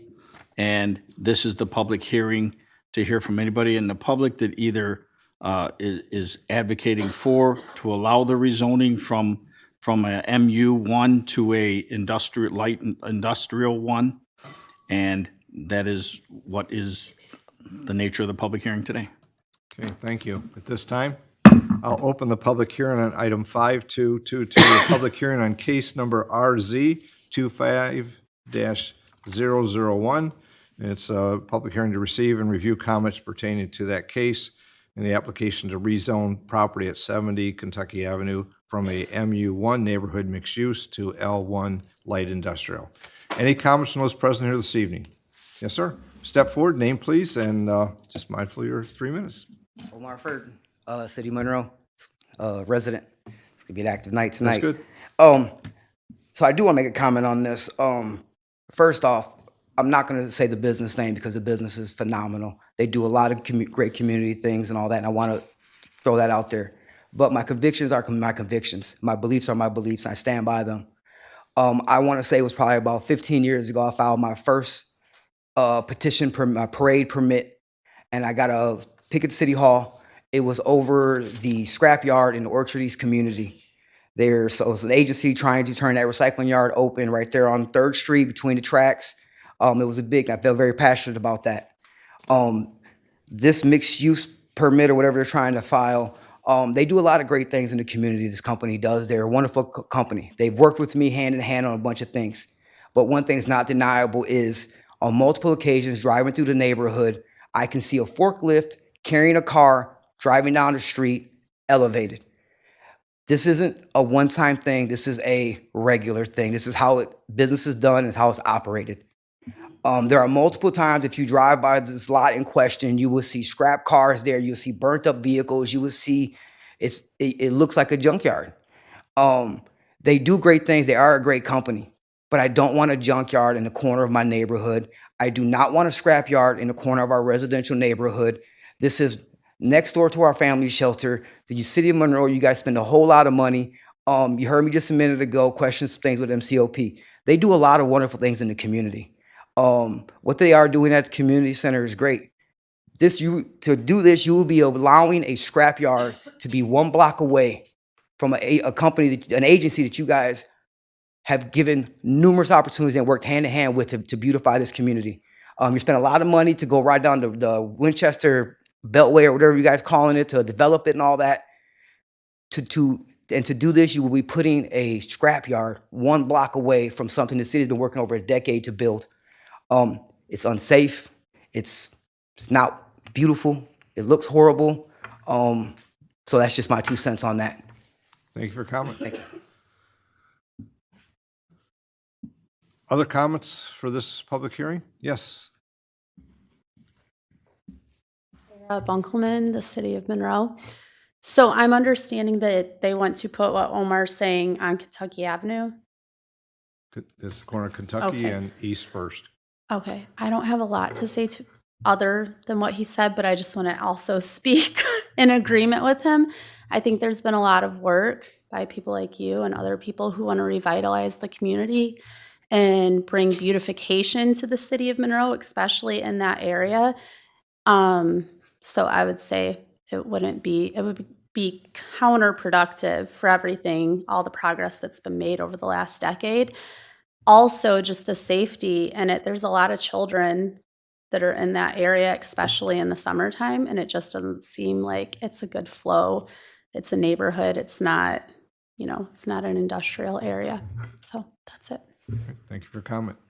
Other comments from those present here this evening regarding this item? Further comments? Seeing none, close the public hearing. Clerk, next item, please. The next item is item 5220, the Opportunity Center at ALCC 2025 second quarterly report. So Manager Robinson, that's a communication that was received. If any comments, and it's just a matter of being accepted. Is that correct? Honor, it's just the manner of being accepted as it was presented to you. However, I think if Ms. Kasperzak wants to comment on the second quarter, she can since she's here, but I think that the communication has reached council. Okay. First off, is there any questions on the communication from council? And it's not an action item that we vote on. It's an action item that this communication gets received.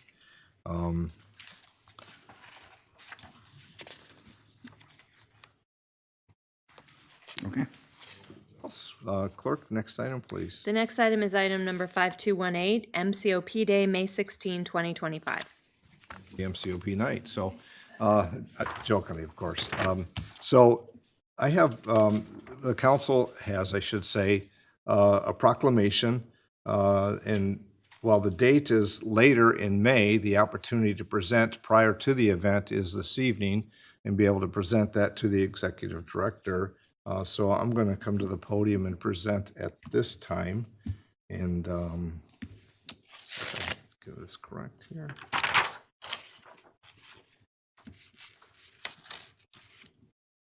So that way, then when they have your official event, you already have it.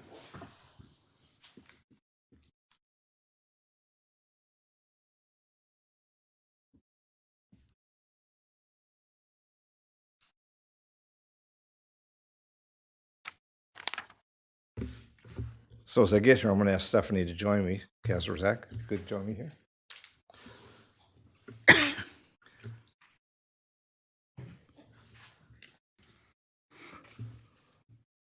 I know she's coming.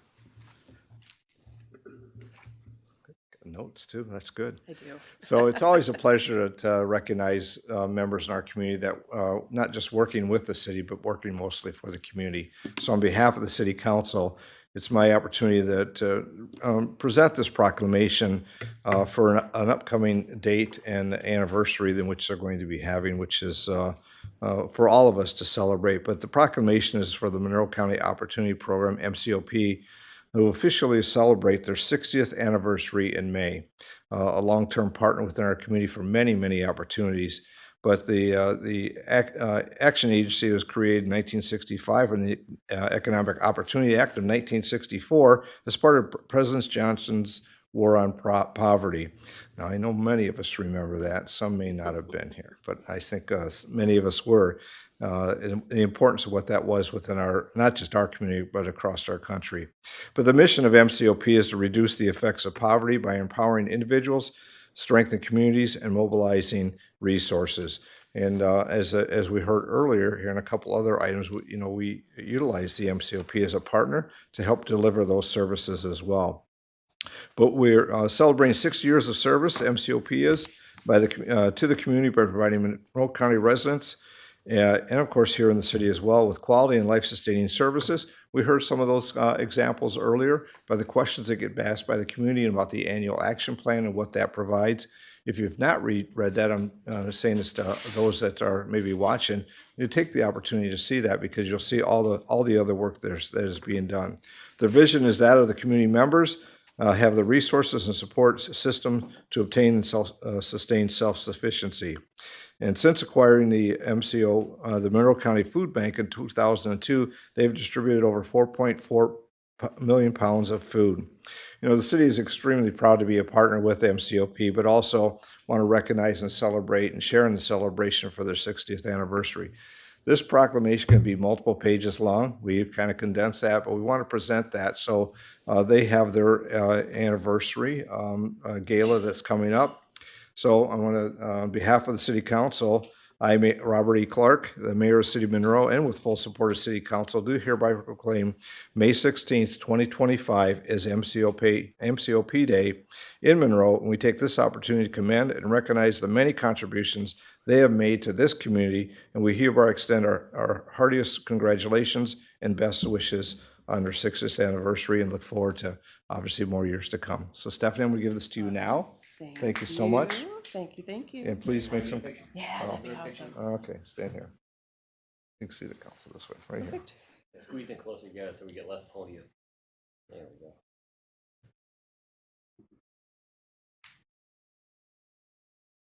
And Thanks, one more. Chad. There's always one more.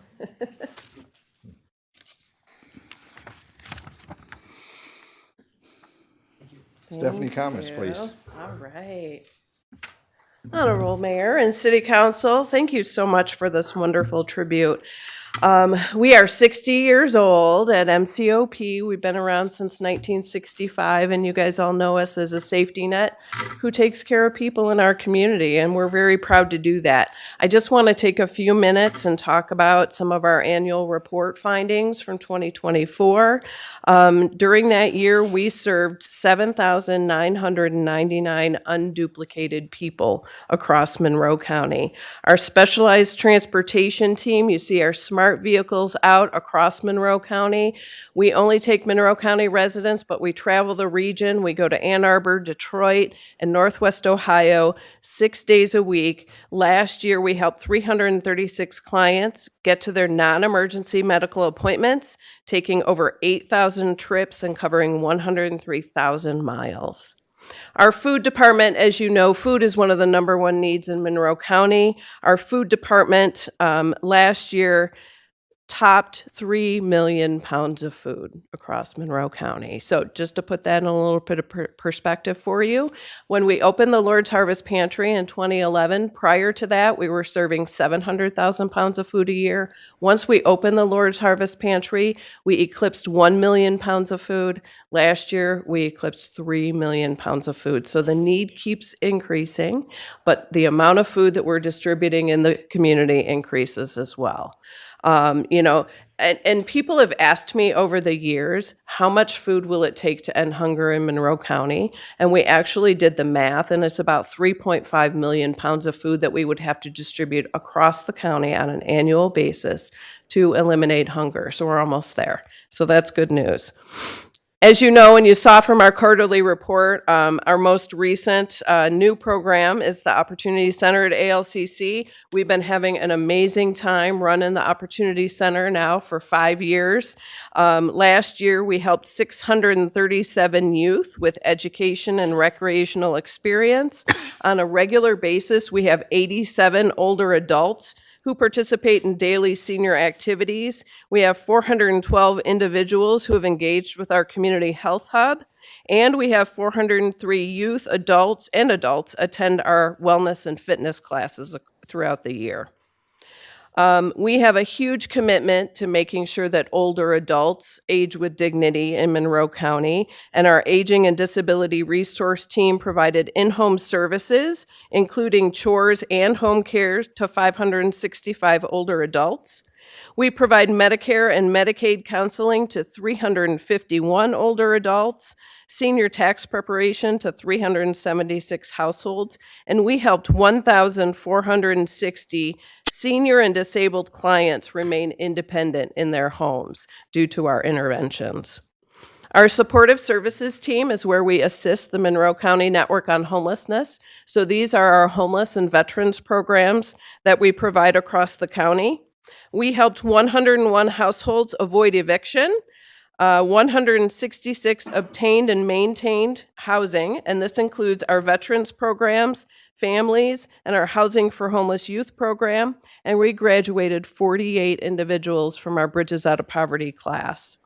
And then finally, our Housing Quality and Energy Conservation Department. This includes the FIX program that we work with the City of Monroe to help facilitate. 60 homes were rehabilitated or weatherized during 2024. 63 individuals went through our foreclosure prevention, homebuyer education, and financial literacy counseling, and we helped 346 receive crisis utility assistance. So we couldn't do this without your support, our community partners, our wonderful volunteers, which we have some board members in the audience today, and I appreciate them coming out. Our volunteers, we had 429 volunteers last year. They help out with food distribution, senior services, caregiver respite, and at the Opportunity Center, and they worked 20,403 hours during the year. So we also have a wonderful 15-member tripartite board, and then we have a 12-member Opportunity Center Advisory Council who help guide the direction for our organization. The last thing I wanted to mention is last year we were so proud. I've been working on this for a whole decade at the agency, but our National Community Action Partnership has a gold and platinum tier Community Action Award. And last year, we received the Gold Tier Award for our leadership, our strategic planning, our customer satisfaction, our financial, our human resource results, everything. They take a deep dive into our agency. We were one of 5 organizations who received the Gold Tier last year. We're super proud of that and wanted to make mention as well. Just finally, the question I've been getting the most recently is what's happening with the federal landscape. And we keep a very keen eye on Washington, D.C. and what's happening. So when I speak about emergency rental assistance, I am concerned about what we're seeing come down the pipeline. I'm concerned about our community and our capacity to handle those situations. Last Friday, I'm sure you all have heard, Head Start. Some of our programs have been zeroed out for funding in 2026, and that includes your Community Action Agency, MCOP, zero funding plan for 2026. So we're going to be working hard to address those funding cuts and advocating, but you may see me back, and you always do, I always come back, but you may see me coming back for some letters of support so that we can tell Washington how very important the safety net is to our community. So thank you all for the proclamation. I had Michelle pass out our gala invitations if you haven't seen it yet. Our gala is on May 16th, which is MCOP Day, super exciting. Please join us if you can, because we're going to be having some client testimonials so you can hear directly from our clients about the impact of our community. So thank you all for supporting our proclamation today. Thank you, Stephanie, again, and for your board members that are here, thank them as well, and hopefully we see everybody on the 16th.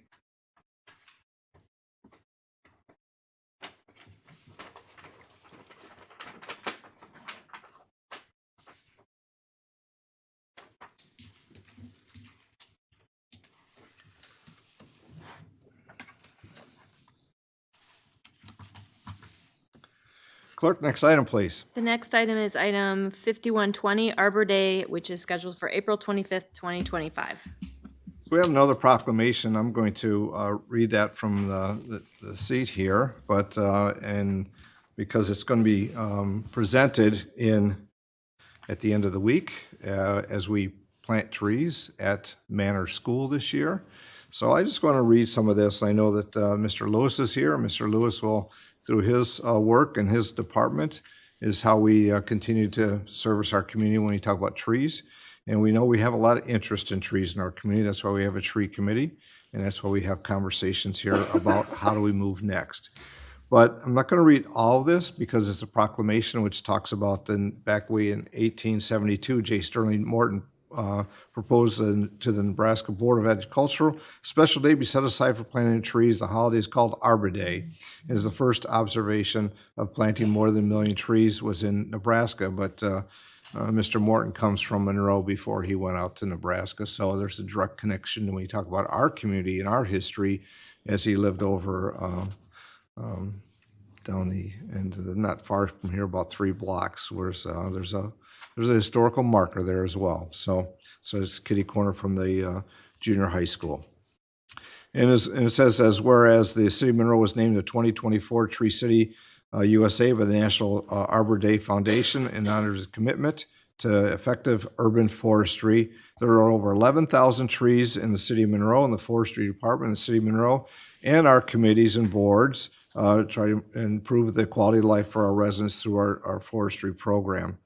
Those that spend the time outdoors among trees in the community, forests, parks, and trails, it helps decrease the stress opportunity for our physical and mental health, and also helps our community when you talk about having, as you say, a sense of place is about what you have as your amenities, and trees and parks are just as well as many of those. The city of Monroe wishes to emphasize the importance of tree planting. And of course, as I said, this Friday for our Arbor Day celebration will be at Manor Park with the Manor Elementary Bobcats as we celebrate what we are going to designate on behalf of the City Council. We'll proclaim April 25th, 2025 as Arbor Day in the city of Monroe. And so I kind of read through this because I want to read it again when I get to the school. And we also have our forestry department, which will have a copy of this to display in their office as well. So I think I've said enough about trees because I'm sure that we have a lot of comments about it. And it's important to our community. We start having contact with SEMCOG about what is a tree canopy? What does that entail? How does it entail regard our community and our residential neighborhoods or our industrial park area? And how do we continue to improve that quality of life item? So I'll stop now. Clerk, next item, please. Next item is under council action, and it's the budget ordinance for the fiscal year ending June 30th, 2026. And I just want to make note that whoever makes the motion, it is really to place it on the floor for its second reading. And then once that second reading happens, then we'll proceed to adoption. So if you could just insert move to place on floor for second reading as opposed to move to adopt, that would be good. So we're going to do that first, and then it was kind of in two parts, correct? Yes. Thank you. Manager Robinson, any comments on the budget ordinance up for action? No, Your Honor, we're asking that the council approve our budget ordinance tonight, which essentially approves our budget for the 25-26 fiscal year. A lot of work has gone into this. There have been the public hearings and the efforts, and we're hoping that you find it acceptable, this balanced budget that we are proposing for 25-26. Thank you. Any questions or comments from council regarding this item for the administration manager? If not, Councilwoman Germaini. Does the item number stay the same, or is it two separate item numbers? It'll be the same. No, it's the same. It was, so you'll place it on the floor for second reading. I'll read, and then the mayor will ask, shall this ordinance pass without a motion? So just, sorry for the confusion. Oh, Councilman Hayter. I'd like to make a motion that budget ordinance for the fiscal year ending June 30th, 2026 be placed on the floor for its second reading.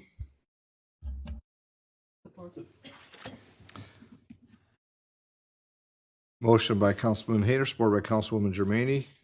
Clerk, please call the roll. Councilperson Germaini? Yes. Stringham? Yes. Felder? Yes. Hayter? Yes. Stilgrave? Yes. Vining? Yes. Mayor Clark? Yes. Ordinance 25-001, Budget Appropriations Act, July 1, 2025 through June 30, 2026. An ordinance to approve the budget for the City of Monroe for the fiscal year ending June 30, 2026. The City of Monroe ordains. Shall this ordinance pass? Councilperson Germaini? Yes. Stringham? Yes. Felder? Yes. Hayter? Yes. Stilgrave? Yes. Vining? Yes. Mayor Clark? Yes. Okay, motion passes. Thank you. Next item, please. Is item 5205, proposed ordinance 25-002, an ordinance to amend section 570-32. So this ordinance on the agenda to move forward. Manager Robinson, any additional comments or? No, Your Honor, other than this is an ordinance that's to amend section 570-32 within chapter 570 of the Monroe Code, which essentially would allow and set currently in our code is for our wastewater sewer plant to receive private septic from private septic companies to go through the wastewater system which is promoted by Eagle. And we have been doing that within Monroe County, and we're asking our ordinance to reflect a 25-mile radius, which is the recommended radius from Eagle, and we have this on here for its first reading. And then it'll move forward as stated in the Yes. motion, correct? And if there's any questions, we have Director Leroy here, should you have any questions. Any questions from council for administration, Manager Robinson or Director Leroy? If not, it's a motion to move it forward. Councilwoman Germaini. I'll make a motion, propose ordinance 25-002, ordinance to amend section 570-32. Move that proposed ordinance 25-002 be placed on the floor for its first reading, and that the public hearing and second reading be set for May 5th, 2025. Support. By Councilwoman Germaini, supported by Councilwoman Stringham on item 5205, proposed ordinance 25-002, ordinance to amend sections 570-32. Clerk, please call the roll. Councilperson Germaini? Yes. Stringham? Felder? Yes. Hayter? Yes. Stilgrave? Yes. Vining? Yes. Mayor Clark? Yes. Ordinance 25-002, an ordinance to amend section 570-32 of chapter 570 sewers of the Code of the City of Monroe. Thank you. And for those that have an interest, the ordinance is within the agenda packet. You could get online, or that could be available through the clerk's office if you want to read the details of what that includes, what Manager Robbins stated. Clerk, next item, please. The next item is item 5211, 2025-26 CDBG Annual Action Plan Adoption. Thank you. Manager Robinson, any final comments? I know we had this with the public hearing. We had some discussion this evening on this. No, Your Honor, I have no following comments on this other than for the council to accept the annual action plan. And we do have Director Cochran as well as Caitlin, our CDBG genius grant writer, who's in the back, unless they have something to add. I think, or you have any questions, I think we're all set. Thank you. Any questions or comments from council? If not, a motion is on for the agenda. Councilwoman Stilgren. I move to adopt the Community Development Block Grant 2025-2026 Annual Action Plan. Support. Motion by Councilman Stilgren, supported by Councilman Hayter. Item 5211, the 2025-2026 CDBG Annual Action Plan Adoption. Clerk, please call the roll. Councilperson Germaine? Yes. Stringham? Yes. Felder? Yes. Hayter? Stilgrave? Yes. Vining? Yes. Mayor Clark? Yes. Next item, please. The next item is item 5223, case RZ 25-001, 70 Kentucky Avenue. Thank you. And Manager Robinson, it's the item we had conversation in a public hearing earlier. Anything further? No, Your Honor, other than just to recap that we did, on March 25th, the Citizen Planning Commission held a public hearing as well on this topic to review, to receive and review comments. And the Planning Commission motioned to recommend that the city deny this application as presented. And it is our recommendation that the city council deny the application for proposed rezoning of that parcel referred to as 70 Kentucky Avenue. Thank you. Councilman Felder? Yeah, I have a question on the motion, or rather how the motion should be made. Since the CPC already reviewed this item and made a recommendation, should it be a motion to deny the application or a motion to accept the recommendation of the Citizens Planning Commission to deny the application? Mr. Buds? Your Honor, if I may, so I would say that the correct, in my interpretation, would be to accept the recommendation of the Planning Commission, which would result in denial of the applicant's request.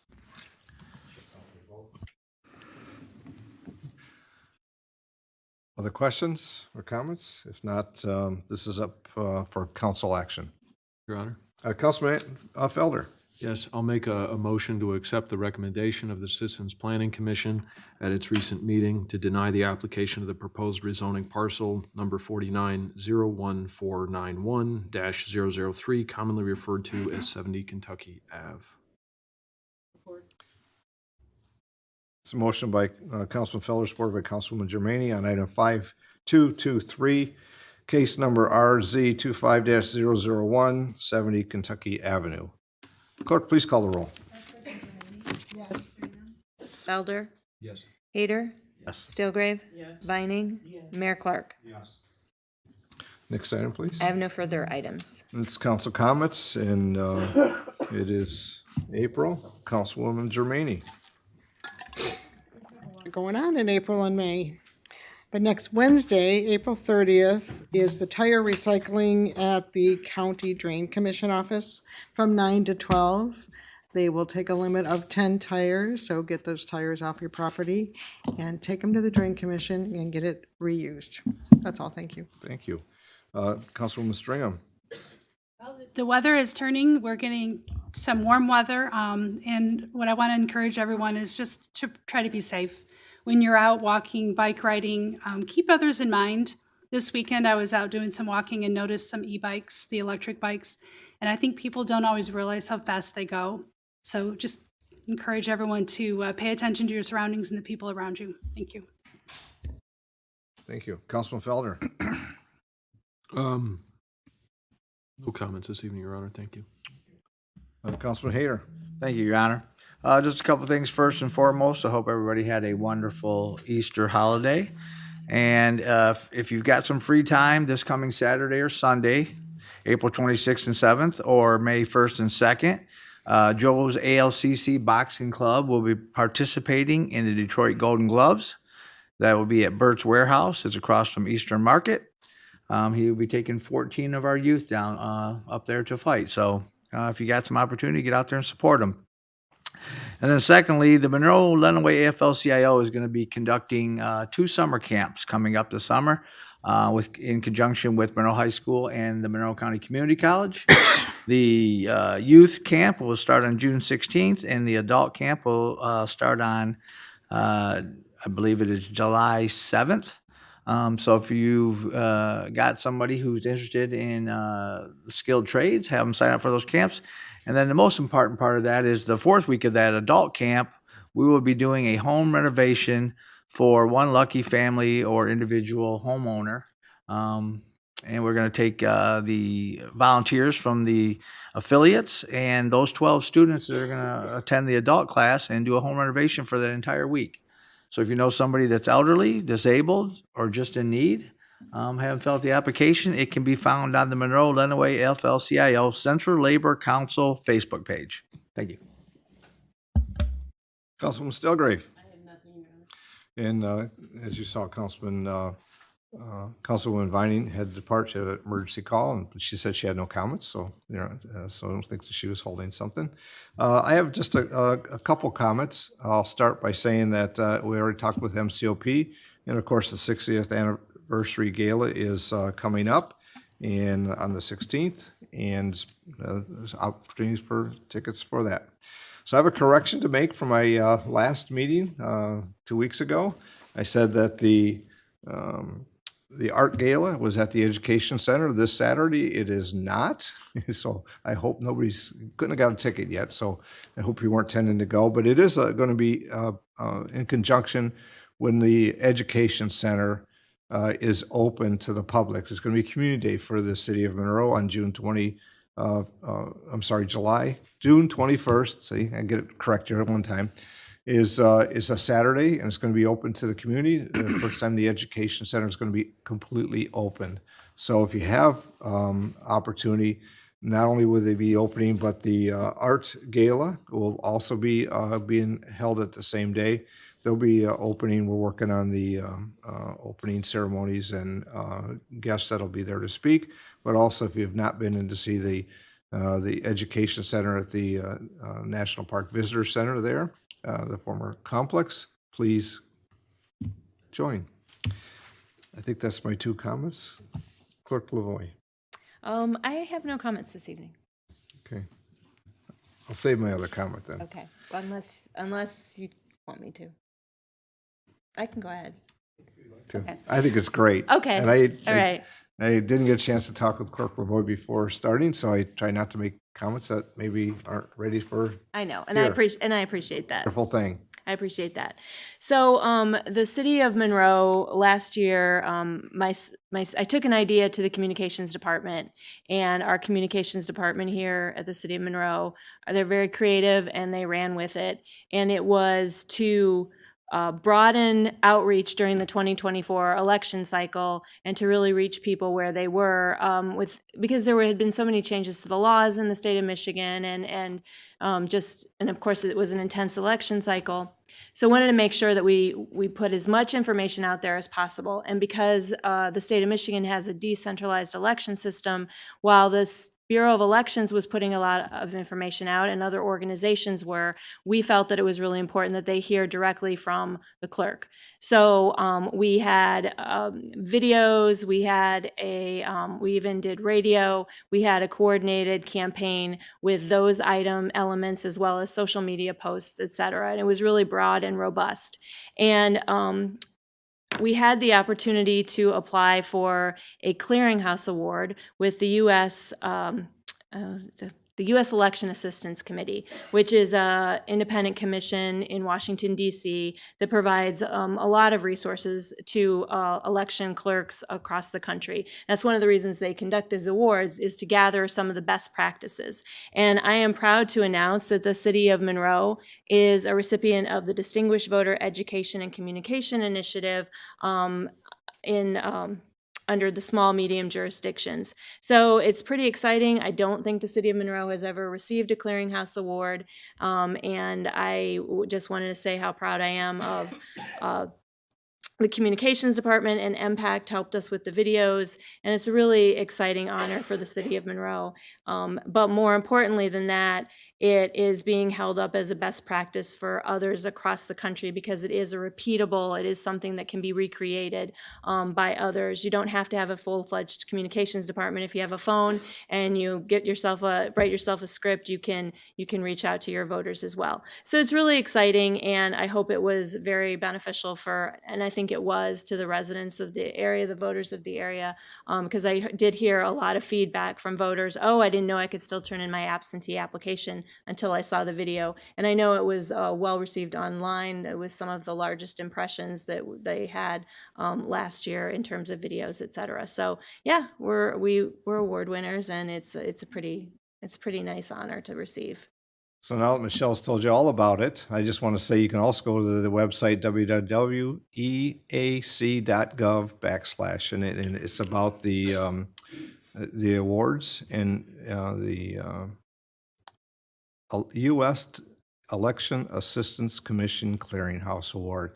It is really a great honor for Clerk Lavoie to take the initiative, along with and working the staff, as well as our communications department with Jody Egan and Amy Moore, to put together something that gets recognition. It's not the first time that department has worked with our communications director and put information out. Some of the 30-second, 1-minute video clips from our department members. But this one is exceptional because it's national, and to be recognized nationally. If you can go to the website and click on it, you can read more details, and you can read some of the other awards that were around the country. This wasn't just Michigan, this is across our country. So I want to say congratulations, Michelle. Great job. There were 25,000 applicants overall, so it was quite. So It is impressive. And I didn't get a chance to ask Michelle because I wanted to say it, but I thought, well, maybe she's holding. So I looked it up. I was ready, obviously. You're ready. I appreciate that. Thank you so much. Other comments? I have no other comments. And Manager Robinson. Yes, Your Honor, Counsel, I actually have two. I had one, but now I have two, because I know that as Clerk Lavoie liked to tout our communication department, and like to tout our staff, and like to tout everybody, but I think, because I saw it firsthand, she led this initiative with her heart and her soul, because she knew that it was important to get this information out to our voting population. And I think that, she's not going to toot her own horn over there, but I will tell you, it was her driving this and making sure that we did everything humanly possible in our elections processes to make sure we got the word out to our voters, and thank you. My second is I'd like to officially thank the Monroe County Board of Commissioners. As you know, we had officially asked them for $1 million to contribute to our West Elm Rail Underpass project as part of our local match. And I'm happy to say that last Tuesday, they voted in favor of committing that to us in our efforts with the West Elm Underpass grant. So I just want to thank them officially for understanding its regional impact and voting to assist with the local match in that grant. You understand that now the county does live streaming as well, and that was their first meeting that with that great news to be shared. So thank you. At this time, citizens' comments. So if there's comments wish to be made by those present here this evening, just state your name, jurisdiction of residence, and be mindful of your 3 minutes. Comments this evening? Yes, sir. Please step forward.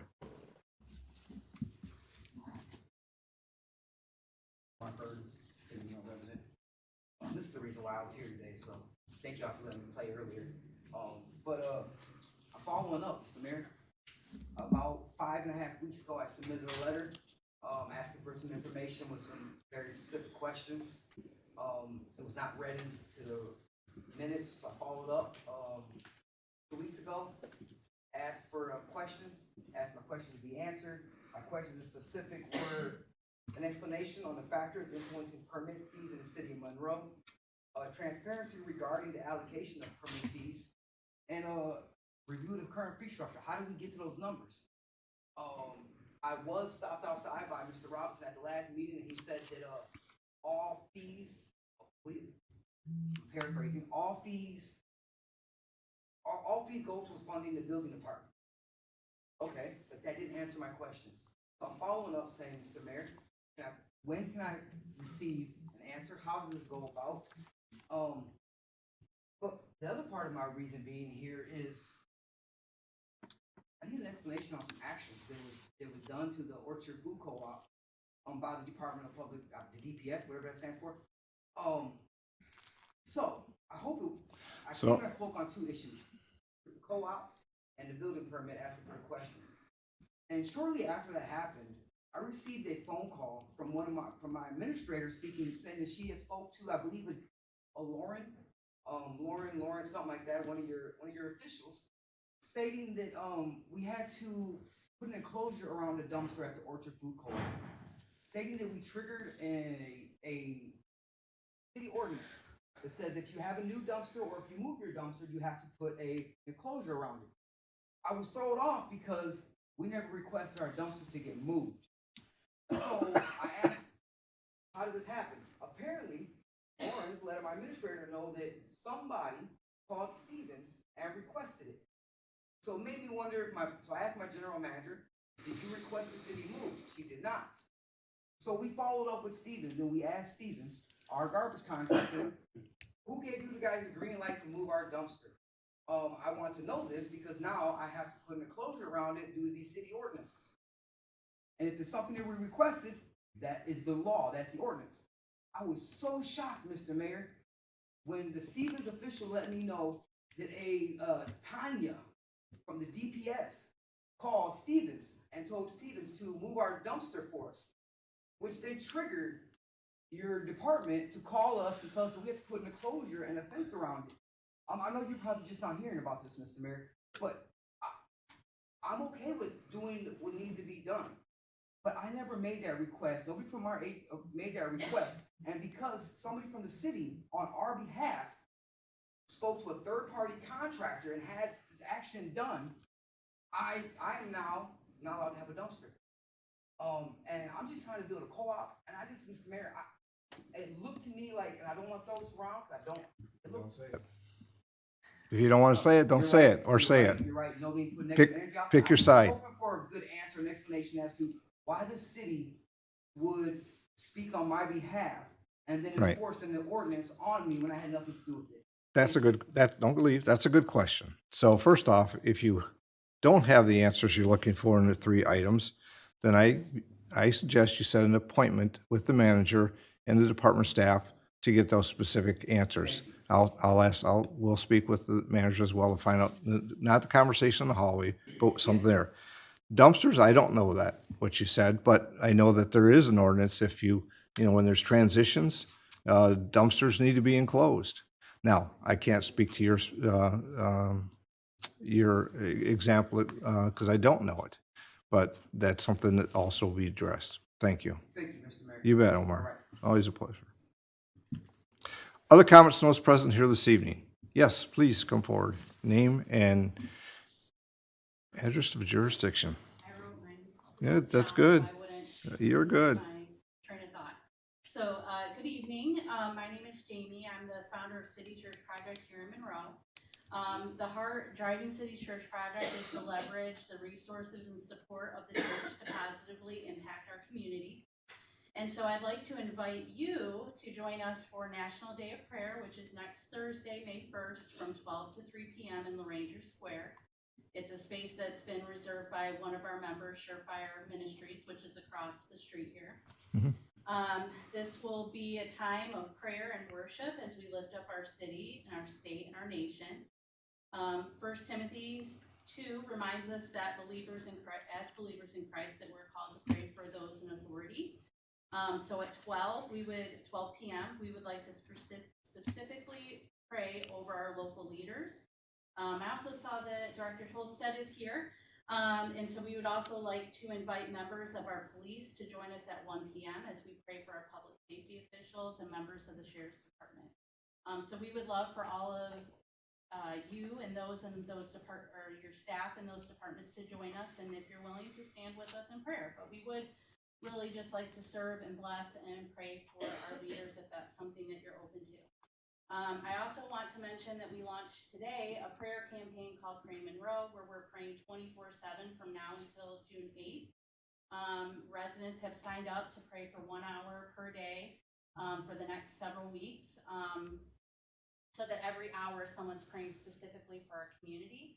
And so during this time of prayer, we're asking for God to move supernaturally and provide provision and signs and wonders in our community. And so I want to let everyone know that we are going to be specifically praying for miraculous intervention to meet the financial needs that have been brought forward from these organizations that serve our community and take care of our residents. And so we're just expecting that God will move in a big way. And so if you'd like to learn more about that, please feel free to talk to me. I would love anybody who is interested in praying, because we feel that prayer is an act, it is an action. It is not something passive that we do. And so thank you for giving me this time to share that with you. Now I'm on the big mic.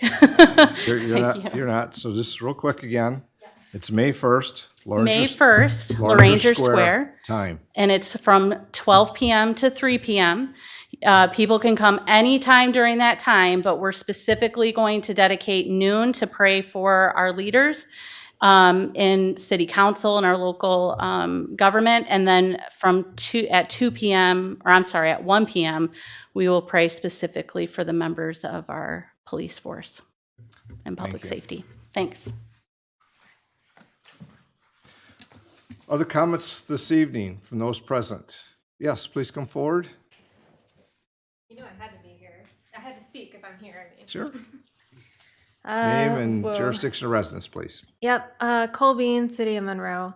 So I'm here to speak about a matter that concerns, I think, everyone on U.S. soil, as well as everyone who calls Monroe home. It should come as no surprise that the constant rhetoric about dangerous immigrants has morphed into what I would call kidnapping and shipping off human beings to a modern-day concentration camp in El Salvador without due process.